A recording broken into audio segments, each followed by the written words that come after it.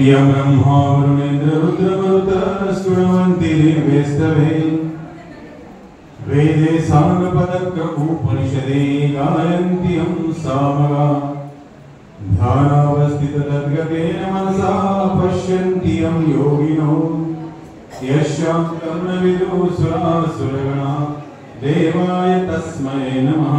श्री गोपाल कृष्ण महाराज की जय, श्री दत्तात्रेय महाराज की जय, श्री चक्रपाणि महाराज की जय, श्री गोविंद प्रभु महाराज की जय, सर्वज्ञ श्री चक्रधर स्वामी की जय।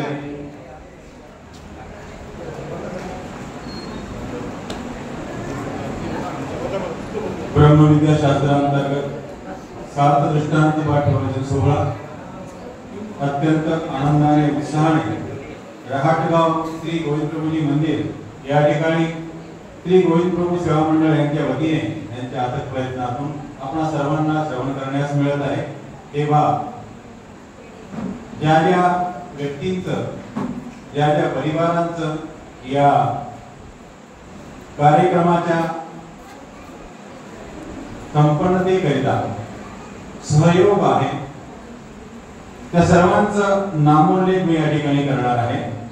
रोज मी तुम्हाला उलगावणी देतो की काम झाल्यावर नाव घेऊ, काम झाल्यावर पैसे देऊ, परंतु काम हे निश्चितपणे होणारच आहे। ती ग्वाही आता झालेली आहे, कारण 6 दिवस झालेले आहेत। 6 दिवस झाले म्हणजे 60% काम आपलं झालेलं आहे। आता पूर्णपणे लोन द्यायला हरकत नाही का? बँक आपल्याला लोन देते घर बांधण्याकरता, तर ते टप्प्याटप्प्याने देते। जेवढं काम आपल्याला होत राहतं तेवढे ते पैसे देत राहते। परंतु आता आपल्याला निश्चितपणे ग्वाही झालेली आहे की हे काम निश्चितपणे पूर्ण होणार आहे, कारण हे जे काम आहे हे कुण्या एकाच नाही, कुण्या जीवाचं नाही, कुण्या देवतेचं नाही, कुण्या पंचाचं नाही, तर हे पूर्ण परब्रह्म परमेश्वराचं काम आहे। म्हणून यात ग्वाहीची काही आवश्यकता नाही। मी जे तुम्हाला म्हणत होतो की शेवटी नाव घेऊ, शेवटी नाव सांगू, हा एक गमतीचा भाग होता। आणि आजही एक विशेष आभार म्हणून त्यांचं नाव आपण या ठिकाणी घेत नाही, तर एक नामोल्लेख करावा। नाम घेतल्याने परमेश्वराला अभिमान निर्माण होतो, तर मग जीवाला का होणार नाही? जीवालाही बरं वाटतं। एखाद्याचं नाव संदीप असलं आणि त्याला म्हटलं या संदीप राव, तर त्याला देखील बरं वाटतं की आपल्याला राजे म्हणतात। तर तसं जीवाला दोष मिळण्याचा हा प्रकार आहे की जीवाला संतुष्ट करावं। एक ब्रह्मविद्येमध्ये म्हटलं जातं, एकतर देऊन संतुष्ट करावं किंवा मग घेऊन संतुष्ट करावं। देता येत नसेल तर घ्यावं। आता आम्हाला देता येत नाही म्हणून आम्ही घेऊन संतुष्ट करतो, नाम घेऊन संतुष्ट करतो। तर या परमेश्वराच्या उद्यमामध्ये, परमेश्वराच्या या उद्धरण व्यापारामध्ये ज्या ज्या परिवारांनी सहकार्य केलेलं आहे त्या परिवारामध्ये संपूर्ण गर्जन परिवार आहे, खेरकर परिवार आहे, पांडव परिवार आहे, ओम परिवार, मोंढी परिवार, मडगे परिवार, गोंगे परिवार, दहीकर परिवार, चांदूरकर परिवार, पडोळे परिवार, अरसळे परिवार, सगळे परिवार, तसेच सर्व आजूबाजूचे जे काही ईश्वर अनुयायी आहेत ते सर्व या उपक्रमामध्ये तन्मन धनाने सहभागी आहेत। तेव्हा त्यांचाही नामोल्लेख करणं गरजेचं आहे। परंतु प्रत्येकाचं नाव जर घेतलं तर मग आजचं जे सत्र आहे ते नाम घेण्यातच आपलं जाईल आणि ब्रह्मविद्या शास्त्र आपलं दूर राहील। म्हणून सर्वांचं या ठिकाणी जे नामोल्लेख झालेला आहे त्या सर्वांचं मी अभिनंदन करतो की त्यांनी परमेश्वराच्या या उद्धरण व्यापाराला हातभार लावलेला आहे। कारण जीवाला अनेक प्रकारची सेवा घडते, जीवाकडून अनेक प्रकारचे कर्म होत असतात जीवनामध्ये, परंतु परमेश्वराचा व्यापार, परमेश्वराचा उद्धरण व्यापाराला सहकार्य करणं होत नाही। त्याचं कारण काय? तर स्वामी म्हणतात की जीव जीवा साधात्य आणि हे सकळासही वैदात्य। परमेश्वर हा जीवाच्या विपरीत आहे, वैदात्य आहे। म्हणून ईश्वराचं म्हटलं हा जीवात्मा करीत नाही। जीव जीवा साधात्य, जीव जीवाचं म्हटलं करतो, जीव देवतेचं म्हटलेलं करतो, परंतु परमेश्वराने सांगितलेलं मात्र तो करीत नाही। म्हणून जे जीवात्मे परमेश्वराची सेवा करतात, परमेश्वराच्या उद्धरण व्यापारामध्ये आपला हातभार लावतात, ते खऱ्या अर्थाने भाग्यवंत आहेत, संस्कारी आहे, अधिकारी आहे असं मी मानतो। तेव्हा या सार्थ दृष्टांत प्रवचनामध्ये आज आपण सरळ दृष्टांत प्रवचनाला सुरुवात करणार आहोत। तेव्हा हा जो दृष्टांत आहे तो स्वामी श्री चक्रधरांनी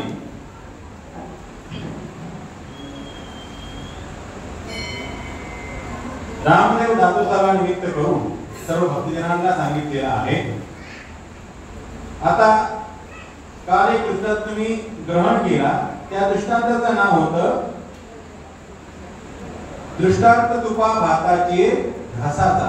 इथून जे पुढचे 9 दृष्टांत येणार आहेत ते जीवाच्या ठिकाणी असलेले अनधिकार अडथळे हे नसावे तेव्हा त्या परमेश्वराचं ज्ञान आपल्याला प्राप्त होतं हे दर्शविणारी आहे की हे अडथळे आपल्या जीवनात आपल्या सोबत नसावे तेव्हा परमेश्वराचं ज्ञान आपल्याला सहजतेने प्राप्त होतं। तर तुपा भाताच्या घासाचा दृष्टांत तुम्ही ऐकला, त्यामध्ये तो जो बालक असतो त्या बालकाला ती माता घास भरवण्याचा प्रयत्न करते, परंतु ते बालक इकडे तोंड करतं तिकडे तोंड करतं। मग ती म्हणते की आले असेल आर्या पार्या पोट भरून तो तरी अरबट चरबट खाऊन आलेला असेल म्हणून याला भूक नाही। तैसे केशराज म्हणतात तैसे ब्रह्मविद्येच्या नावाने विद्या मार्गाचा कुठला तरी साधन त्या जीवाच्या जीव स्वरूपावर आहे। ब्रह्मविद्येच्या नावाने आर्या पार्या तो भक्षण करून आलेला आहे म्हणून त्याला ही ब्रह्मविद्या प्रणवत नाही। तर तसे आपल्या ठिकाणी दोष नसावे म्हणून हा दृष्टांत आपल्याला निरूपण केला आहे। तर हा दृष्टांत रामदेवा प्रति म्हणजे दातोसा प्रति स्वामींनी निरूपण केला आहे, दातोसाला निमित्त करून भक्तांना निरूपण केला आहे। स्वामी श्री चक्रधरांचा रहिवास एका गावाला आहे। त्या ठिकाणी रामदेव दातो स्वामींच्या दर्शनाला येतात। स्वामी त्यांना म्हणतात की येथं अनुसरा, तर ते नाही म्हणतात माझ्याकडून अनुसरण होणार नाही। तर स्वामी म्हणतात की मग नाही अनुसरण होत तर मग काय करा, विवाह करा। नाही अनुसरण होत तर लग्न करा। तर जीजी मध्ये हेही नव्हे, माझ्याकडून हेही होत नाही। तर आज मला आमच्या एका मित्राची आठवण येते।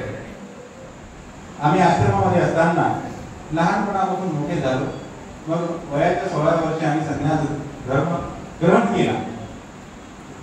त्यामध्ये बबनराज पंजाबी होते, मी होतो, प्रभाकर दादा होते आणि आमच्यासोबत एक राजा नावाचा मुलगा होता। जुने मासे त्यांना ओळखतात। त्या राजाला जर म्हटलं की अरे राजा तू संन्यास का घेत नाही, तर तो शिव्या द्यायला लागला। राहिला मार्गात, खाल्लं मार्गाचं, खाल्लं देवाचं, खाल्लं भिक्षेचं, परंतु संन्यास म्हटला की त्याच्या अंगावर काटे उभे राहायचे। आणि आजही केव्हाच नाही तर तो आजही संन्यास त्याने घेतलेला नाही। मग राजा संन्यास नाही घेणं होत तर मग राजा असं करणं तू लग्न कर। हा लग्न करायचं आहे, पोरगी पाहणं चालूच आहे। आता तो 55 वर्षाचा झाला, अजून पोरगी पाहणं चालूच आहे। मग विवाह करा। विवाह करणं काय सोपं आहे? संसार चालवणं काय सोपं आहे का? ते ज्याला जमलेला आहे, जो त्या संसारात लहानपणापासून आहे, त्याला त्या संसाराचं ओझं घेण्याची सवय आहे, तोच तो संसार करू शकतो। अन्यथा आमचा सारखा व्यक्ती जो मार्गात राहिला आणि मग मार्गातून संसार करायचा म्हणतो खूप कठीण काम। त्याच्याकडून इकडच्या चालीरीती, इकडचे कष्ट, इकडचे हे होत नाही। इकडचे कष्ट भले होईल, ब्रह्मविद्या शास्त्र अभ्यास करायचं म्हटलं तर होईल, व्यापार करायचं म्हटलं तर होईल। आम्ही आश्रमामध्ये असताना 15 वर्ष लाकडं फोडतो। संसार प्रत्येकाला जे लाकडं फोडावं लागतात का? जे गरीब व्यक्ती असतात त्यांना लाकडं फोडायचं काम पडतं, परंतु मार्गामध्ये श्रीमंताचा व्यापार मिळतो, पैसे मोजायचा आणि लाकडं फोडण्याचा पण व्यापार मिळतो, चक्कीवर जाऊन दळण आणण्याचा पण व्यापार मिळतो, कटला घेऊन मार्गात काही साहित्य असेल ते पण आणायचा व्यापार मिळतो। आम्ही संवत्सरला असताना आम्हाला सकाळी 5 वाजता उठून दोन्ही पण काट्याचे झाड मधातून फक्त पांढरे जे दगड आहेत ते दिसायचे, तिथून त्या रस्त्याने जावं लागायचं आणि मार्गाकरता दूध घेऊन यावं लागायचं। ते जमेल, परंतु जबाबदारीची कोणती गोष्ट असेल, संसार म्हणजे काय आहे तर एक प्रकारची जबाबदारी।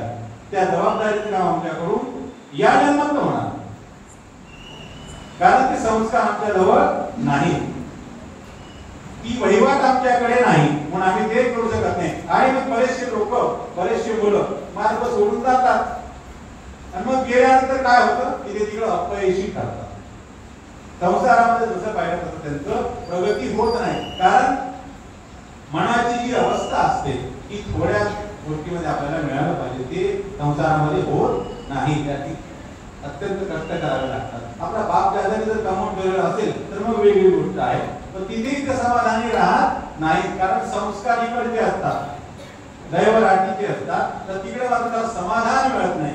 जसं स्वामींनी म्हटलं की जाणते या विको सुखाते नेली.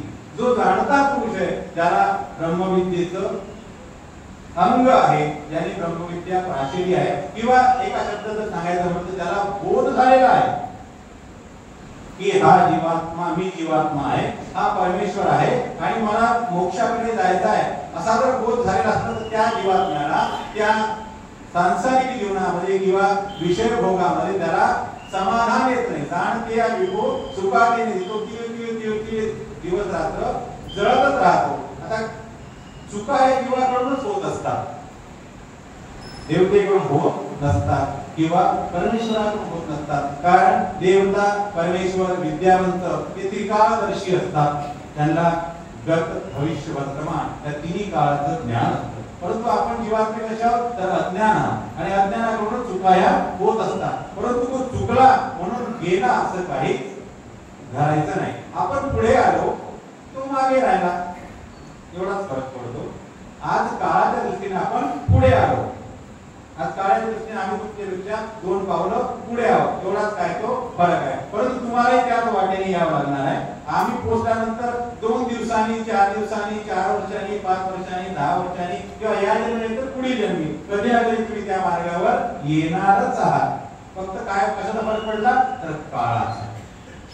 आणि काळ हाच महत्वाचा आहे. स्वामींनी देखील आपल्याला काळच मागितलेला आहे, वेळच मागितलेली आहे आणि वेळेला खूप महत्व आहे. परंतु आपण टाइम इज मनी असं म्हणतो, परंतु वेळेला काही निश्चित असं बंधन नाही. वेळ आपल्याकडे अमाप असतो, कारण जोपर्यंत आपल्याला ज्ञान होत नाही तोपर्यंत वेळेची किंमत आपल्याला कळत नाही. एखादा शेतकरी असतो, त्याला दिवसभर शेतात काम करून त्या शेताला भरणे हे त्याचा व्यवसाय असतो, त्यातच तो धन्यता मानतो. एखादा बिझनेसमॅन असतो की तो मिनिटाला पैशाची गिनती करतो की मला इथून दिल्लीला जायचंय, दिल्लीवरून कलकत्त्याला जायचंय, कलकत्त्यातून मुंबईला जायचंय, मुंबई परत घरी नागपूरला यायचंय. तर अशा प्रकारे त्याचं वेळेचं महत्व असतं, तो वेळेला कमवतो. तर आपापली जी भूमिका असते त्या भूमिकेप्रमाणे आपण वेळेचा उपयोग करीत असतो. एखादी गृहिणी आहे तर ती आपल्या घरचे काम कशी उरते, घरचे काम उरकल्यानंतर तिला धन्यता वाटते, समाधान वाटते. आता आम्ही आमच्या जीवनामध्ये जीवन जगत असताना जोपर्यंत आमची सेवना होत नाही, जोपर्यंत आमचं पारायण होत नाही, जोपर्यंत आमचं स्मरण होत नाही, तोपर्यंत आम्हाला स्वतंत्रता लाभत नाही की आज काहीतरी आपलं राहिलेलं आहे. तर मध्येच कोणी आलं तर राहून गेली, एखादी गेला तर आपल्याला बिडबुड होते की आज मला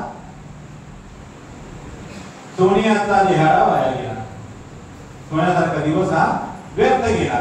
तर तसं एखादा जीवात्मा पुढे गेला, अनुसरला, ईश्वराचा योग आला, तो भाग्यवंत ठरला. एखादा मागे राहिला, तो दुर्दैवी ठरला. परंतु त्याचं ते दुर्दैव काळानुसार फक्त आपल्याला गणनात्मक दृष्टीने आपल्याला ते धरायचं आहे की आज तो दुर्दैवी आहे, परंतु तो निश्चितपणे सदा सर्व काळ तो दुर्दैवी राहू शकत नाही. आज देखील आमचा जो राजा आहे तो आनंदी आहे, आमच्यापेक्षा आनंदी आहे.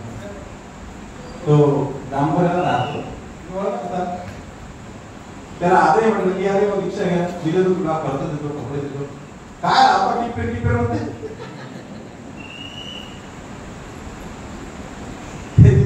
भाषा सांगतो मला काय लावली टिपेर असा प्रकार आहे. त्याचे संस्कारच ते नाही, किती त्याला धुंदा, किती म्हणजे जसा कोळसा आहे तो, किती पाणी टाकलं तरी तो काही उजळत नाही. असे जेव्हा परमेश्वराच्या सन्निधानामध्ये येतात, आता त्याचा काय अधिकार आहे, तो 2 वेळ नाम घेतो तर खातो मात्र परमार्गातच, अजूनही खातो परमार्गातच, हा त्याचा अधिकार उत्तम आहे की तो अजूनही परमार्गातच भक्षण करतो आणि देवाच्या डोक्यावर बसूनच तो खातो. खाईन तुझं मनात गाती असत, आरतीला राहतो सगळं, पण संन्यास मात्र घेत नाही. तसं काही काही लोकांना आजही संन्यासाचं मोठं वावर आहे. परंतु संन्यास म्हणजे ही आपल्या जीवनातली आपल्या या परमेश्वराच्या उद्धरण मार्गातली दुसरी पायरी आहे. ते का समजत नाही? आपण ऐकताना ऐकलं की आपण आपल्या जीवाचा उद्धार करायचा म्हणजे सर्व जीवांचा आपोआपच होणार आहे. आपण स्वतःला शुद्ध करायचं आहे, स्वतःला योग्य करायचं आहे. तुम्ही दुसऱ्याला शुद्ध करण्याचा, दुसऱ्याला योग्य करण्याचा ठेका घेऊ नका. तो जर तुम्ही ठेका घेतला तर तुम्ही अशुद्ध राहाल आणि तोही काही सुधारणार नाही. तसं आता नाही. त्याला आम्ही किती सांगितलं तो काही सुधरत नाही, तो काही आमचं ऐकत नाही. म्हणून आम्ही फक्त गमती पुरतं त्याला म्हणतो काय राजा घ्या दीक्षा कार्यक्रमात नाही तर तो घे नाही. पण जेवणावर तो कार्यक्रमाला येईल, जेवण करेल, वाढत करेल, दक्षिणा घेईल.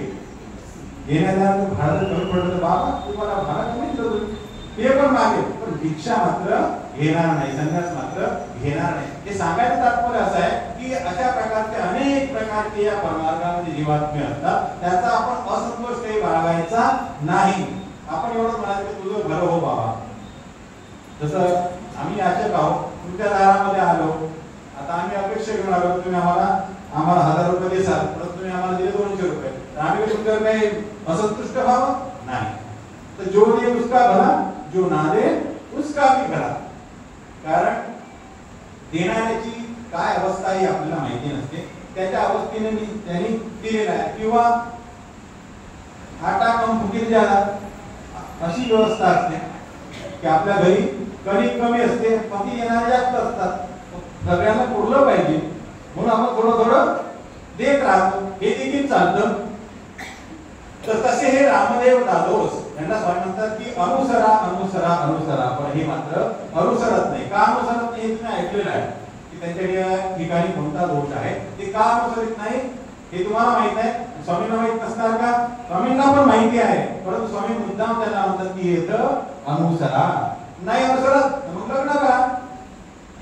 तेवढं इजी मध्ये हे न व्हावे, माझ्याकडून हे सुद्धा होणार नाही, लग्न करणे होणार नाही आणि तुम्ही म्हणता ते अनुसरण माझ्याकडून घेणं होणार नाही. माझा जो विद्या मार्ग आहे तोच माझ्या दृष्टीने अत्यंत योग्य आहे. तेव्हा स्वामी श्रीचंद्र महाराजांनी हा दृष्टांत निरूपण केलेला आहे. शेवाळे खडक असे दृष्टांताचं नाव आहे. दृष्टांत शेवाळ्या खडकाचा. शेवाळे खडक असे म्हणजे आपण पाण्याच्या संपर्कात असलेला एखादा जर दगड बघितला तर तो कसा असतो? शेवाळून जातो. किंवा आता तुम्ही रोज बघता रोज पाऊस आहे, रोज पाऊस आहे, तुमचं अंगण जर असं फ्लोरिंगचं असेल त्यावर पाणी पडू पडू पडू पडू ते हिरवट होऊन जातं. त्याला मग ते पावडर टाकून, कोणती पावडर आहे ती? Bleaching powder. ते घासावं लागतं, स्वच्छ करावं लागतं. पाण्याच्या संपर्काने ते शेवाळून जातात आणि मग शेवाळलेल्या खडकावर तळ्यावर पाय देऊची नाही. त्याचा जर आपण पाय देऊन पुढे जाण्याचा प्रयत्न जर केला तर ठेवूची नाही. त्याचा पाय ठेवू नये किंवा देऊ नये. ऐसाही ठेवी दे.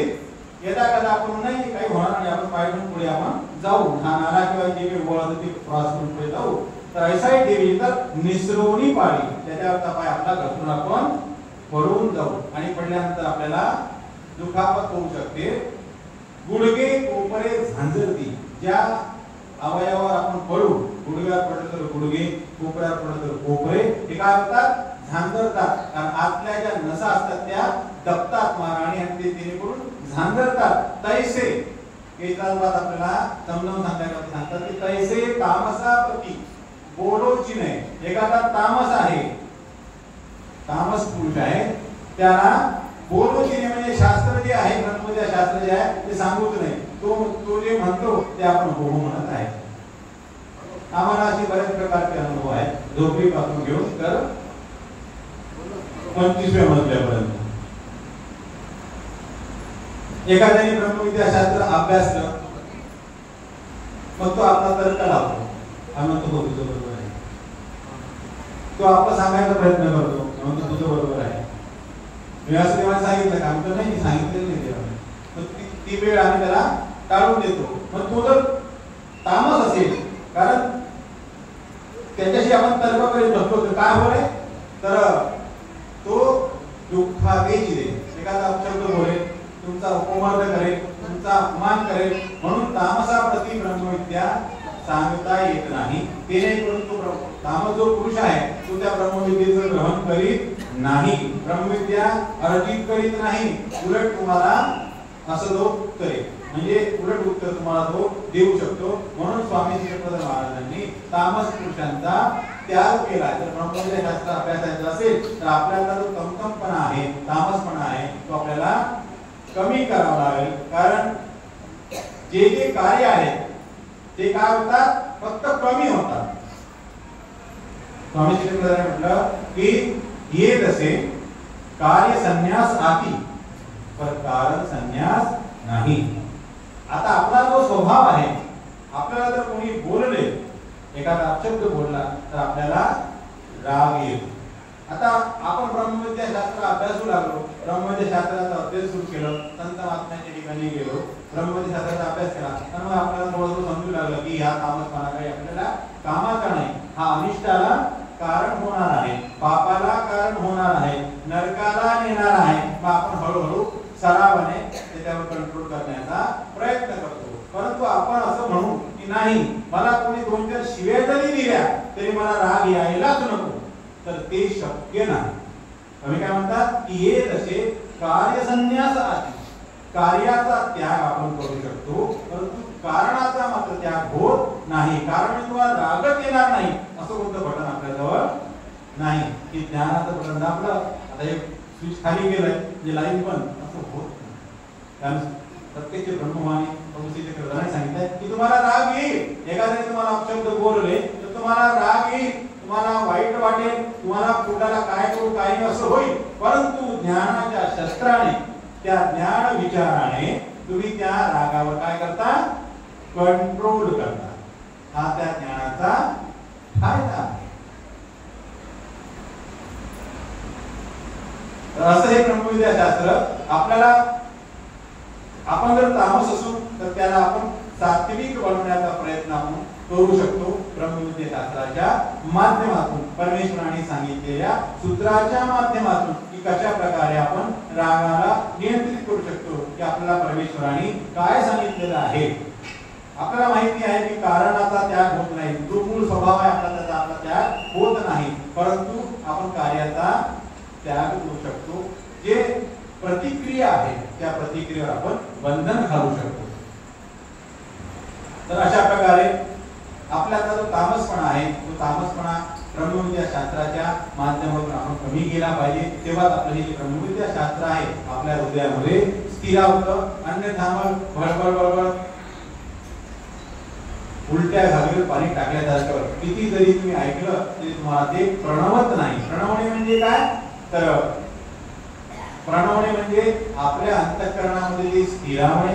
एखादी गोष्ट घडली, एखादी कोणती गोष्ट घडली तर लगेच त्या शास्त्राचा आपल्याला आठवण होणे, याला प्रणवणे असं म्हणतात. की आपण जर रागातामध्ये कुठला एखादा शब्द बोललो की लगेच आपल्याला आठवलं पाहिजे की भगवंताने आपल्याला हे नाकारलेलं आहे, आपण कुठलाचं अंतःकरण दुखवलेलं आहे. तर येणेकरून काय काय होतं, तर तृणामुलीची एकशे काठिन्यताई माणसे ती बीज जाया विनाशे नित्य नरका. आणि अंतःकरण पोळवले आणि आपल्याला काय होतं, तर चरद्रूपाचे लेप लागतात.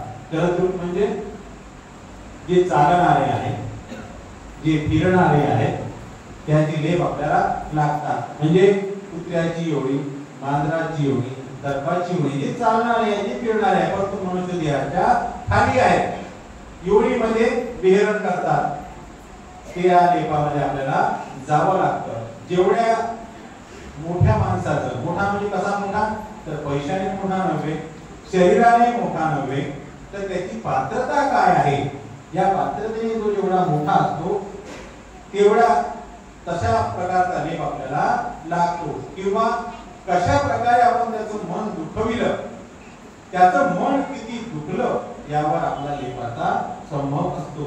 एखाद्याला तुम्ही अपशब्द बोलले, एखादी शिवी दिली तर थोड्या प्रमाणात तुम्हाला लेप लागेल, कुत्र्याचा लेप लागेल, मांजरीचा लेप लागेल. आणि सदा सर्व काळ तुम्ही जर त्याला त्याचे वर्णस्पर्श काढत राहिले तर मग आपल्याला योनीमध्ये जावं लागतं आणि मग वैकुंठ क्रिया तुम्हाला आठवावी लागते. आठवते की वेळा की स्वामीजी चक्रधर महाराज वैगेरा जातात आणि रात्री निर्जस्त असताना स्वामीजी चक्रधरांच्या छातीवर दोन भुजंग येऊन पडतात आणि मग स्वामीजी चक्रधर डावीकडचा उजवीकडचा डावीकडे त्यांना फेकतात आणि मग त्यांचं ते जीवनात जे वैर आहे ते संपवितात. अशा प्रकारे हे जे वैर आहे हे आपलं संपतच नाही. तर जसा पुढचा पात्र असेल आणि जेवढ्या प्रमाणामध्ये त्याला तुम्ही अंतःकरण दुःख असेल जेवढ्या प्रमाणात ते चरित्र तुम्हाला लागतात आणि तुम्हाला भोगावे लागतात. आणि मग आता पुढचं मग सांगून देतो की चलद्रूपाची हिंसा जेव्हा आपल्याकडून घडते. चलद्रूप म्हणजे चालणार आहे. आपण एखादा कुत्रा मारून टाकला कावरलेला आहे सगळ्याला गुंजा राखवलं आपण त्याचा वध करून टाकतो. सापाला मारून टाकतो उंदराला मारून टाकतो. तर ते नेमकं काय होतं तर स्थावराचे लेप लागतात. स्थावर म्हणजे काय अनेक होत्या तुम्ही ऐकलेल्या आहेत. स्थावर शब्द तुमच्या ऐकण्यात आला असेल आला की नाही आला सांगा ना मोकळेपणे सांगा. आपलं धर्मवार्ता आहे मी सांगावं तुम्ही ऐकावं असं काही निश्चित नाही का आयोजक मंडळ. मी सांगावं तुम्ही ऐकावं असं काही निश्चित नाही. तुम्ही देखील बोलू शकता तुम्ही देखील सांगू शकता. स्थावर म्हणजे काय जो स्थिर आहे तो एका ठिकाणी त्याला स्थावर म्हणतात. त्यामध्ये वृक्षाची गणना होते. आता याला देखील एक कारण आपल्याला बघायला मिळतं की स्थावराचे का लागतात. कारण तुम्ही चालणाऱ्या फिरणाऱ्या माणस पशु पक्ष्यांची हिंसा केली. हिंसा केली त्याचं चालणं फिरणं बंद करून टाकलं. काय केलं तुम्ही त्याचं चालणं आणि फिरणं बंद करून टाकलं. त्याचा आहार विहार बंद करून टाकलं. पण तुम्हाला आपण शिक्षा मिळते की जसं तुम्ही त्याचं चालणं फिरणं बंद करून टाकलं तसं तुम्ही पण एका ठिकाणी नरक भोगत राहा. आता वादळ आला वारा आला पाऊस आला झाड आपलं जागा बदलू शकतो का नाही. तिने आता खूप ऊन लागतंय म्हणून एखादा आचऱ्याला जाऊ तिथे सावली होतं का तर नाही. त्याला ते सहनच करावं लागतं. परंतु जलद म्हणजे चालणारा जो पक्षी आहे प्राणी आहे त्याला मात्र ऊन आला पाऊस आला वारा आला तर तो निवारा घेऊ शकतो राहू शकतो. परंतु वृक्षाला मात्र एकाच ठिकाणी वारा ऊन थंडी या सर्वांचा स्वीकार करत आनंदाने स्वीकार करत पुढल्यांना सावली देत राहावं लागतं. तर अशा प्रकारे या ब्रह्मविद्या शास्त्रामध्ये अंतःकरण दुखवल्याने चलद्रूपाची रेप लागतात. चलद्रूपाची हिंसा केल्याने स्थावराची रेप लागतात. आणि आता तुझं सांगून देऊ का तुम्ही तर विचारत होते की स्थावराचं केल्यावर काय लागतं विचारलं नाही तुम्ही तरी देखील सांगून देतो. म्हणजे शेवट होऊन जातो. स्थावराची जेव्हा आपण हिंसा करतो म्हणजे झाडं कापतो मोठे मोठे वृक्ष कापतो तेव्हा आपल्याला त्या चौकडीमध्ये आपल्याला चौकडीचा जो भोग आहे तो तीव्रतेने आपल्याला देवता भोगविते. चौकडी तुम्ही ऐकली घरी जो हिशोब केला होता का 32 16 8 नाही केला. 32 आणि 16 16 8 आणि 4 म्हणजे 60 लक्ष वर्षाची चौकडी आपल्याला भोगावी लागते. त्या चौकडीमध्ये जेवढं जेवढं सुख आपण भोगलं असेल तेवढं तेवढं दुःख आपल्याला दुःख त्या ठिकाणी भोगावं लागतं. आणि स्थावराची जर हिंसा केली असेल तर स्थावराच्या हिंसेने त्या ठिकाणी आपल्याला दुःखाचा वेग दुःखाची तीव्रता अधिक कमी अधिक प्रमाणात होते. आता चौकडीचे नरक यानंतर मात्र तिथे काही निपद नाही. निपद आहे का तिथे तिथे फक्त निमानणे आहे फक्त भोग संपविणे आहे.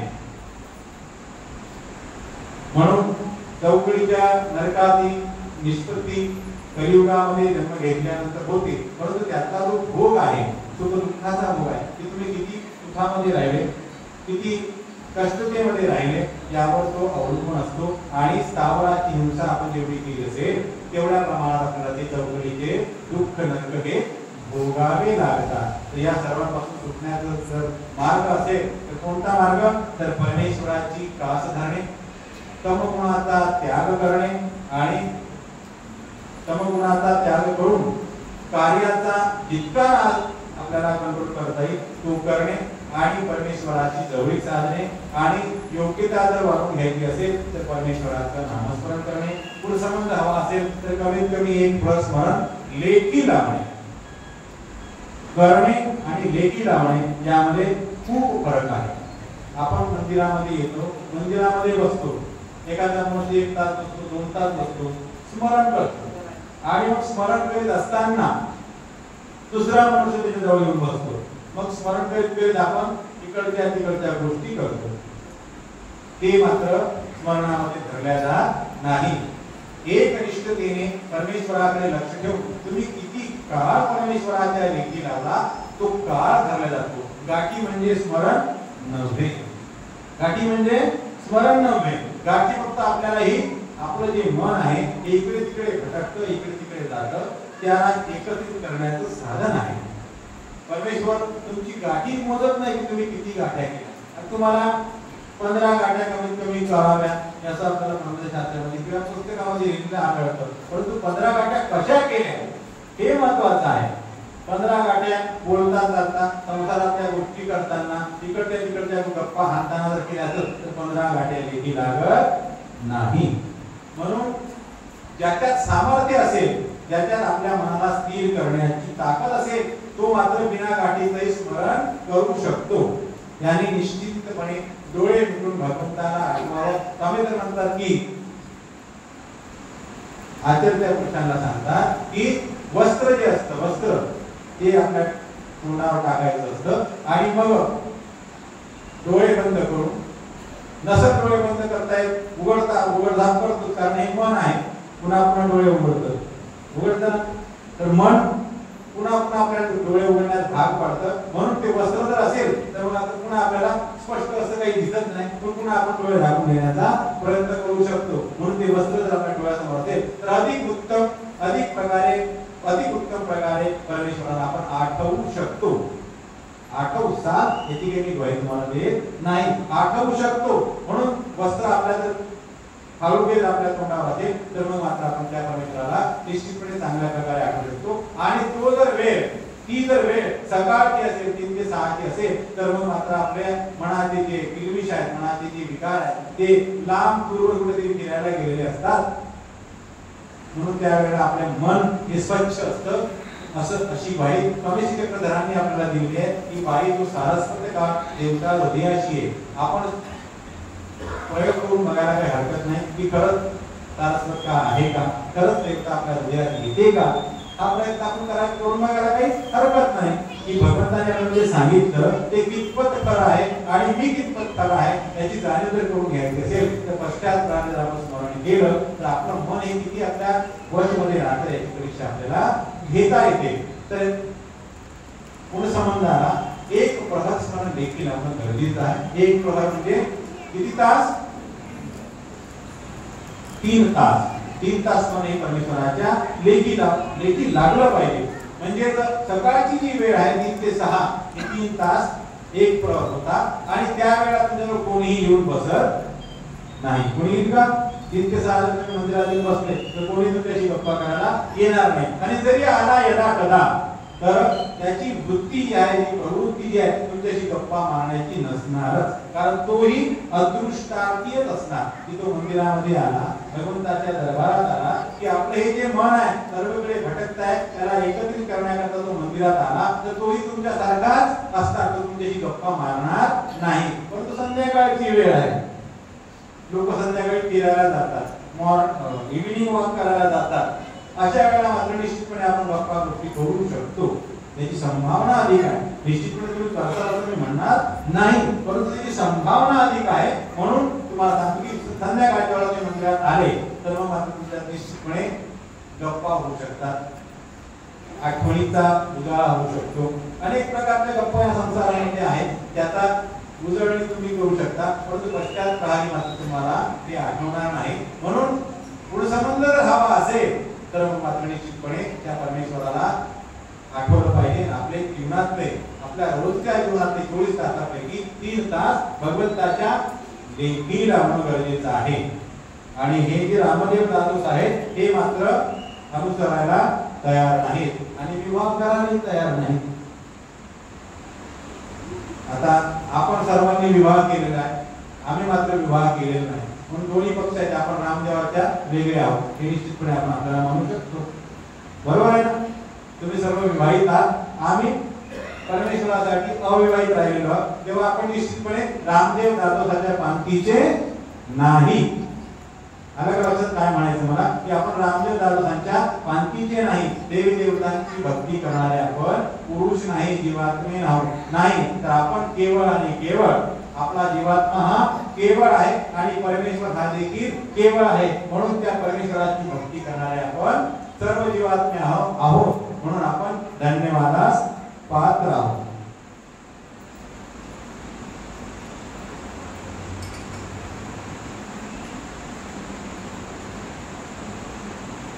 शेवाळ्या खडकाचा दृष्टांत आपण ग्रहण केला.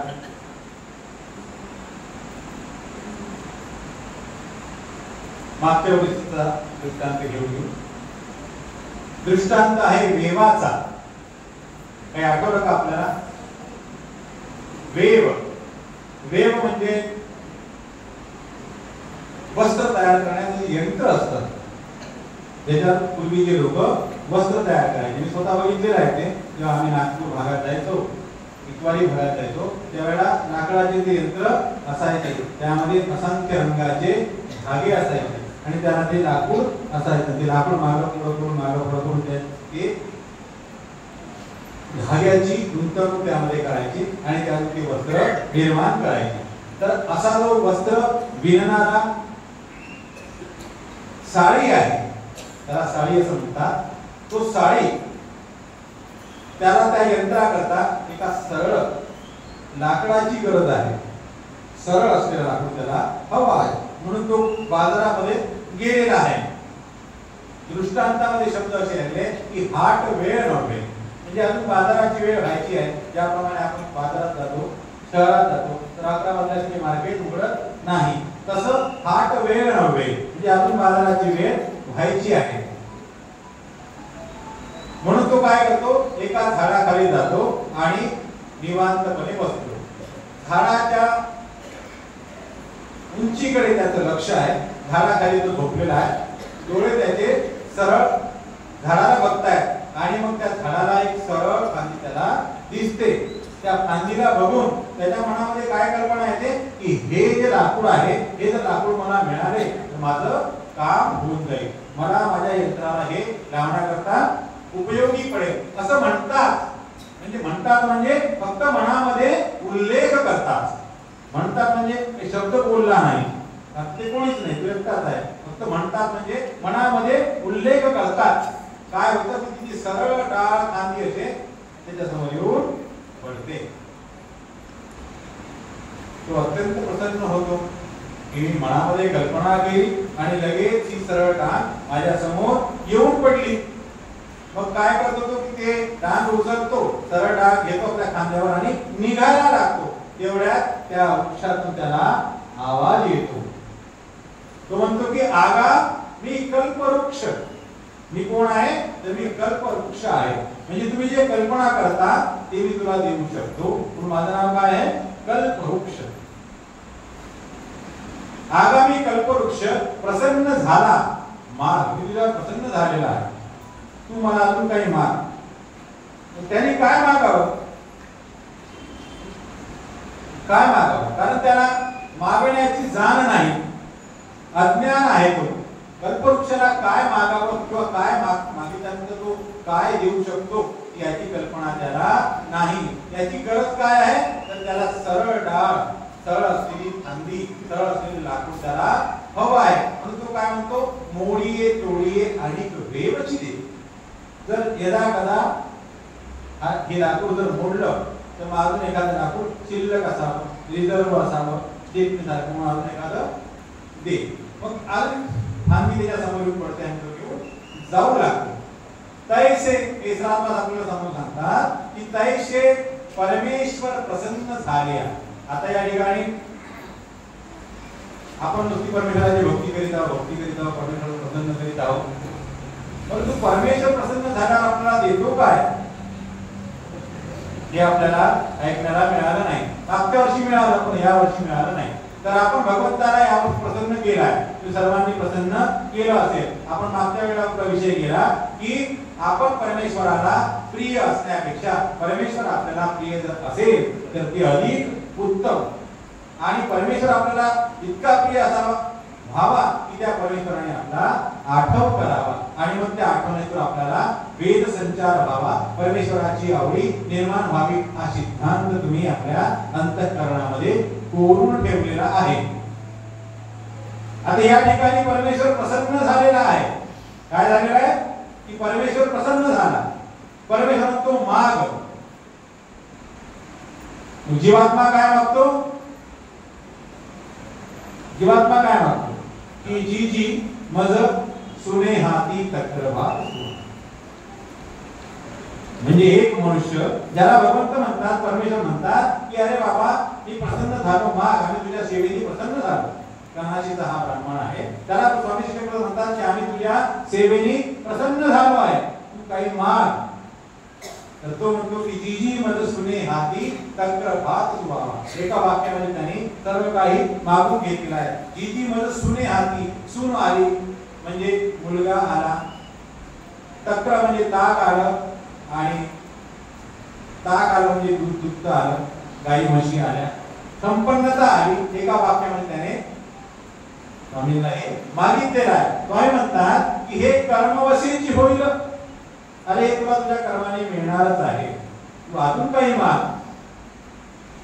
तो पुन्हा म्हणतो की रे जी जी मज सुने हेच द्यावे, जे आहे जे मी मागतोय तेच द्यावे. म्हणून आपल्याला केसरात आपल्याला सावधान करतात की जर तुमच्या परमेश्वर प्रसन्न झाला, यदा कदा जर स्वप्नात आला आणि तुम्हाला जर म्हटलं की काही माग, तर तुम्ही काय मागावं? नाही जिवंतपण नाही जागृतपणी, तर स्वप्नात जरी परमेश्वर तुम्हाला आला. कारण जो ध्यास माणसाच्या मनामध्ये असतो तो ध्यास आपल्या स्वप्नामध्ये दिसतो ना. जो ध्यास आपण घेतो तो ध्यास आपल्याला स्वप्नामध्ये जाणवतो. आता तुम्ही रोज ब्रह्मविद्या ऐकून आले, रोज ब्रह्मविद्या ऐकून आले, रोज आपला एक तास दीड तास 2 तास आरती सहित तुम्ही परमेश्वराला देऊन आले. तर तुमच्यामध्ये कोणता ध्यास असतात? वेळेचा ध्यास, श्री चक्रधर स्वामींचा ध्यास, श्री गोविंद प्रभूंचा ध्यास, श्री दत्तात्रय प्रभूंचा ध्यास, श्री चक्रपाणी महाराजांचा ध्यास. तर हा जो ध्यास आहे, मग स्वप्नामध्ये जर उतरला तुम्ही काय मागसाल? स्वप्नामध्ये आता ठरवून ठेवा की स्वप्न जर तुम्हाला पडलं की स्वामी माझ्या घरी आले, पडायचे, आम्हाला देखील पडायचे स्वप्न. बालसुलभ अवस्थेमध्ये आम्हालाही पडायचे. जेव्हा आम्ही खेळायचो त्यावेळेला आम्हाला दिसायचं की आम्ही खेळत आहे एका वृक्षाखाली. ती लीळा आठवली नांदेडची, की आम्हाला आठवायची की आम्ही स्वामींसोबत खेळत आहे, परंतु ते सत्य नसायचं.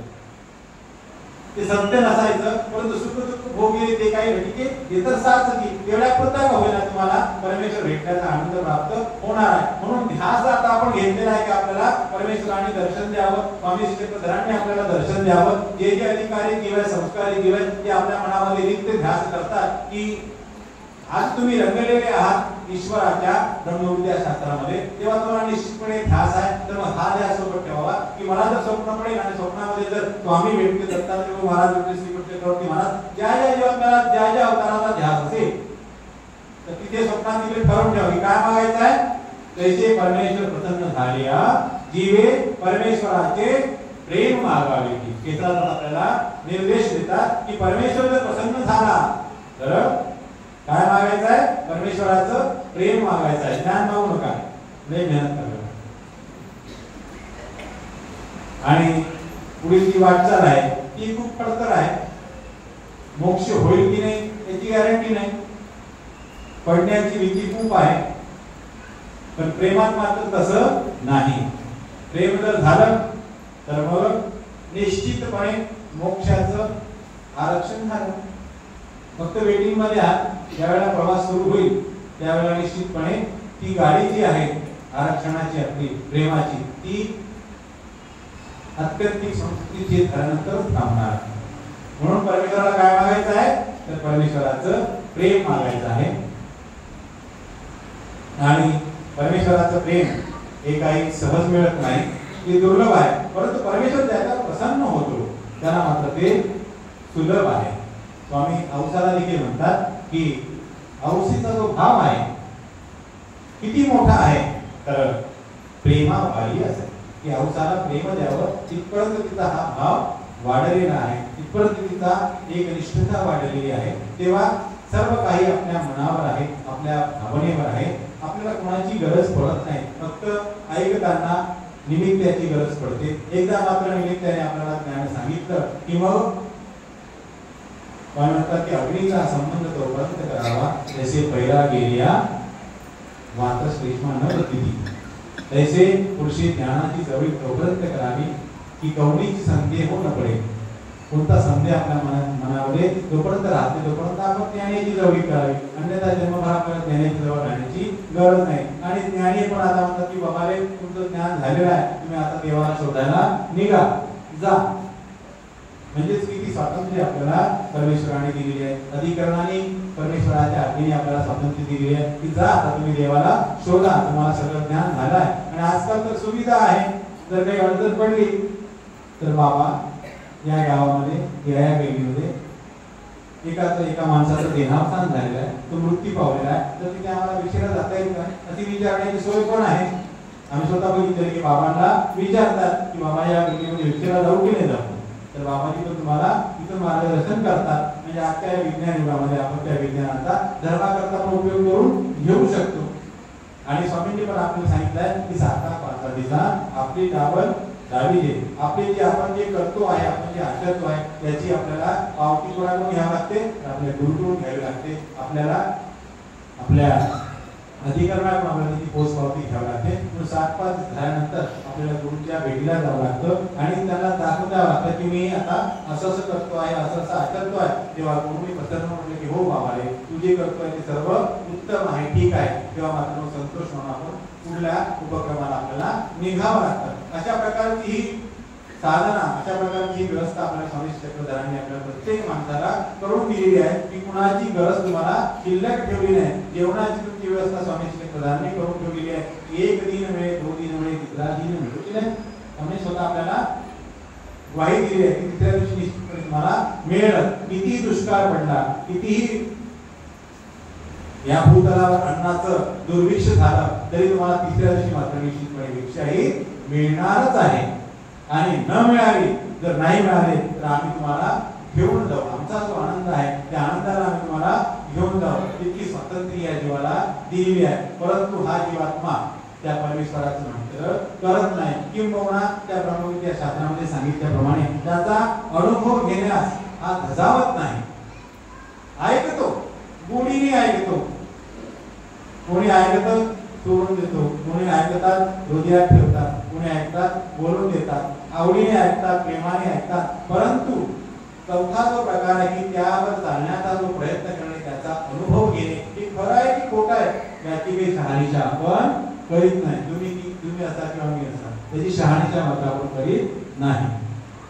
आणि आपण जर शहानिशा करायला गेलो तर निश्चितपणे साक्षात परमेश्वर आपल्याला सहाय्य करतात. की म्हणतात कोणत्याही गोष्टीमध्ये म्हणतात द्रव्याच्या अर्थाने म्हणतात की तू उभा राहा फक्त, तुला सर्व द्रव्याच्या राशी मिळतील. मायभट्ट आणि भट्टवासांना स्वामी चक्रधर म्हणतात की एक करण असेल परंतु ते द्रव्य साधते, द्रव्याने ते साधणार आहे. तेव्हा मायभट्ट म्हणतात की माझ्याकडे द्रव्य आहे मी ते करू. स्वामी म्हणतात की भट्टवासांना ते सोपवतात की तू कर, तुला हे मी सांगतो. भट्टवास म्हणतात की माझ्याकडे द्रव्य काही नाही. स्वामी समजायला काय म्हणतात की तू फक्त उभा राहा, उभा राहिला की तुला सर्व द्रव्याच्या राशी मिळतील. म्हणजेच आपला हेतू ईश्वराच्या चरणी जर योजलेला असेल, परमेश्वराकरता निष्काम भावनेने अदृष्ट भावनेने आपण जर तत्परतेने आपण जर ते कार्य करत असू तर त्या गोष्टीची दखल, त्या गोष्टीची जबाबदारी कोण घेतं? परमेश्वर घेतो. आपल्याला फक्त निमित्त मात्र या सृष्टी व्यवस्थेनुसार आपल्याला उभं राहावं लागतं. फक्त आपल्या खांद्यावर जाऊन ते ओझं घ्यावं लागतं. परंतु सर्व जबाबदारी परमेश्वर घेतो आणि आपल्याला त्या कार्यामध्ये सिद्धी मिळवून देतो. म्हणून श्री गोविंद प्रभू सेवा मंडळाचे जे पदाधिकारी आहेत यांचं नाव या ठिकाणी येतं, ते सर्व अभिनंदनास पात्र आहेत. तर अशा प्रकारे मागच्या वर्षीचा आपण दृष्टांत ऐकला. त्या दृष्टांताचं नाव काय होतं?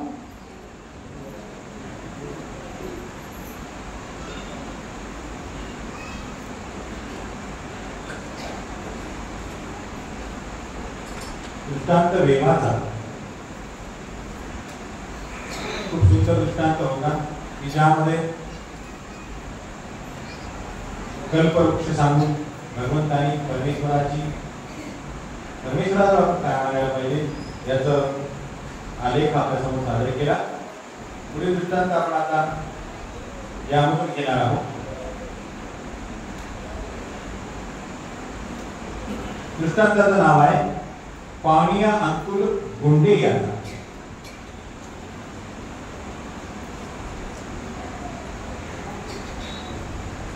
हा एक दृष्टांत स्वामीजी चक्रधर महाराजांनी रामदेव दानोसाला निमित्त करून सांगितलेला आहे. मला वाटतं एवढेही अनधिकाराचे दृष्टांत आहे त्याचे बरेचसे रामदेव दानोसाला निमित्त करून स्वामींनी सांगितलेले आहेत. तेव्हा आपल्याला जीवनामध्ये रामदेव दानोस सारखे जरी गुरु भेटले तरी आपण मात्र भट्टोबासासारखे, महाराजासारखे, उमाईसासारखे परमेश्वराचे भक्त व्हायचे. म्हणून भगवंताने आम्हाला म्हटलं की निमित्त जो आहे त्याला आपण मानलं पाहिजे. भट्टोबासाचे गुरु रामदेव दादू साहेब, महाराजांचे गुरु रामदेव दादू साहेब, अभयसाचे गुरु रामदेव दादू साहेब. परंतु त्यांच्या हातून एक कार्य असं होत घडलेलं आहे की त्यांनी या जीवांना परमेश्वराच्या मार्गामध्ये आणलेलं आहे. तारक पंडित देखील असेच आहेत. त्यांचे 60 उपहार, 50 आणि 10 60 उपहार स्वामी श्री चक्रधरांनी स्वीकार केले, घेतले. आपण म्हणतो अन्नदान करा, अन्नदान करा. अन्नदानाने हळूहळू हळूहळू आपली प्रतिकारता वाढत वाढत ईश्वरापर्यंत जाते आणि मग ईश्वर अवताराने आपलं जर अन्नदान घेतलं तर आपल्याला प्रेम होतं. परंतु आपण अशी जीवात बघतो की 60 वेळा स्वामी श्री चक्रधर महाराजांना तारक पंडितांनी जीव घातलेला आहे आपल्या घरी. परंतु त्यांचा जो हेतू आहे तो हेतू मात्र निष्काम नाही. प्रेम केव्हा मिळतं परमेश्वराचं की निष्काम भावनेने आपण जेव्हा भाव घालतो तेव्हाच मिळतं. म्हणून भावनेवर सर्व काही अवलंबून आहे. भावनेने फळ हे बदलून जातं. सकाम भावना, निष्काम भावना, कीर्तीची भावना आणि कुठल्या माझे काम करण्याची भावना, या कामाने परमेश्वराची प्राप्ती होत नाही. ती केवळ निष्काम भावनेनेच होते. त्याचप्रमाणे ज्ञानाचा जो अधिकार आहे तोही निष्काम भावनेने जेव्हा आपण कुणाला खाऊ घालतो तेव्हाच तो निर्माण होतो, अन्यथा नाही. आता मी जर तुम्हाला सांगतो आहे जे काही मला प्राप्त झालेलं आहे ते मी तुम्हाला सांगतो, यामध्ये माझी जर भावना असेल की माझी कीर्ती व्हावी, मला लोकांनी मानावं, मला भजावं पूजावं, तर मग मी सांगितलेले जे काही शब्द आहेत, कारण आम्ही काय आहे तर अक्षरदाता जीव आणि बोधदाता परमेश्वर. तर मग मी सांगितले हे जे काही अक्षर आहेत, शब्द आहेत, ते तुम्हाला प्रणवणार नाही, तुमच्या हृदयी, तुमच्या गळीत उतरणार नाही. म्हणून सांगणाऱ्याचा हेतू शुद्ध असावा, ऐकणाऱ्याचा हेतू शुद्ध असावा, तरच त्या क्रियेचं बोट लागणार आहे. ब्रह्मविद्या शास्त्रामध्ये एकमेकावर ढकलण्याची परंपरा आहे की जसं गुरुला म्हणतो की तुम्ही आमचे निमित्त काय, तुम्ही आम्हाला अमृत प्राशन करविलं. ब्रह्मविद्या शास्त्रात दिलं म्हणजे काय केलं, तुम्ही आम्हाला अमृत प्राशन करविलं. तुमच्या सांगण्यामुळे आम्ही योग्य झालो, परमेश्वराचं हे ज्ञान आम्हाला प्राप्त झालं. म्हणून आपण त्याचे अनंत उपकार मानतो, अनंत उपकार मानतो की त्याच्या उपकारातून आपण कधीही उतराही होऊ शकत नाही. या चर्माची चप्पल जरी करून त्यांना आपण दिली तरी यातून आपण उतराही होऊ शकत नाही. कारण परमेश्वराचे हे ज्ञान आपल्या परंपरेमध्ये, आपल्या आश्रम व्यवस्थेमध्ये कुठल्याही द्रव्याने दिल्या जातात. आपण आपली जी आश्रम व्यवस्था आजही बघतो तर ती कशी आहे तर ती फ्री आहे.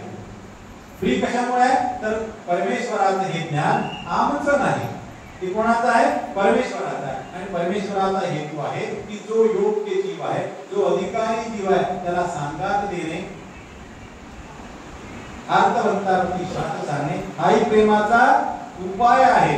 आणि या हेतूने जेव्हा तो अधिकरण आपल्या अधिकाऱ्याला शास्त्र सांगतो तेव्हा त्याला निश्चितपणे परमेश्वर आपलं प्रेम देतात.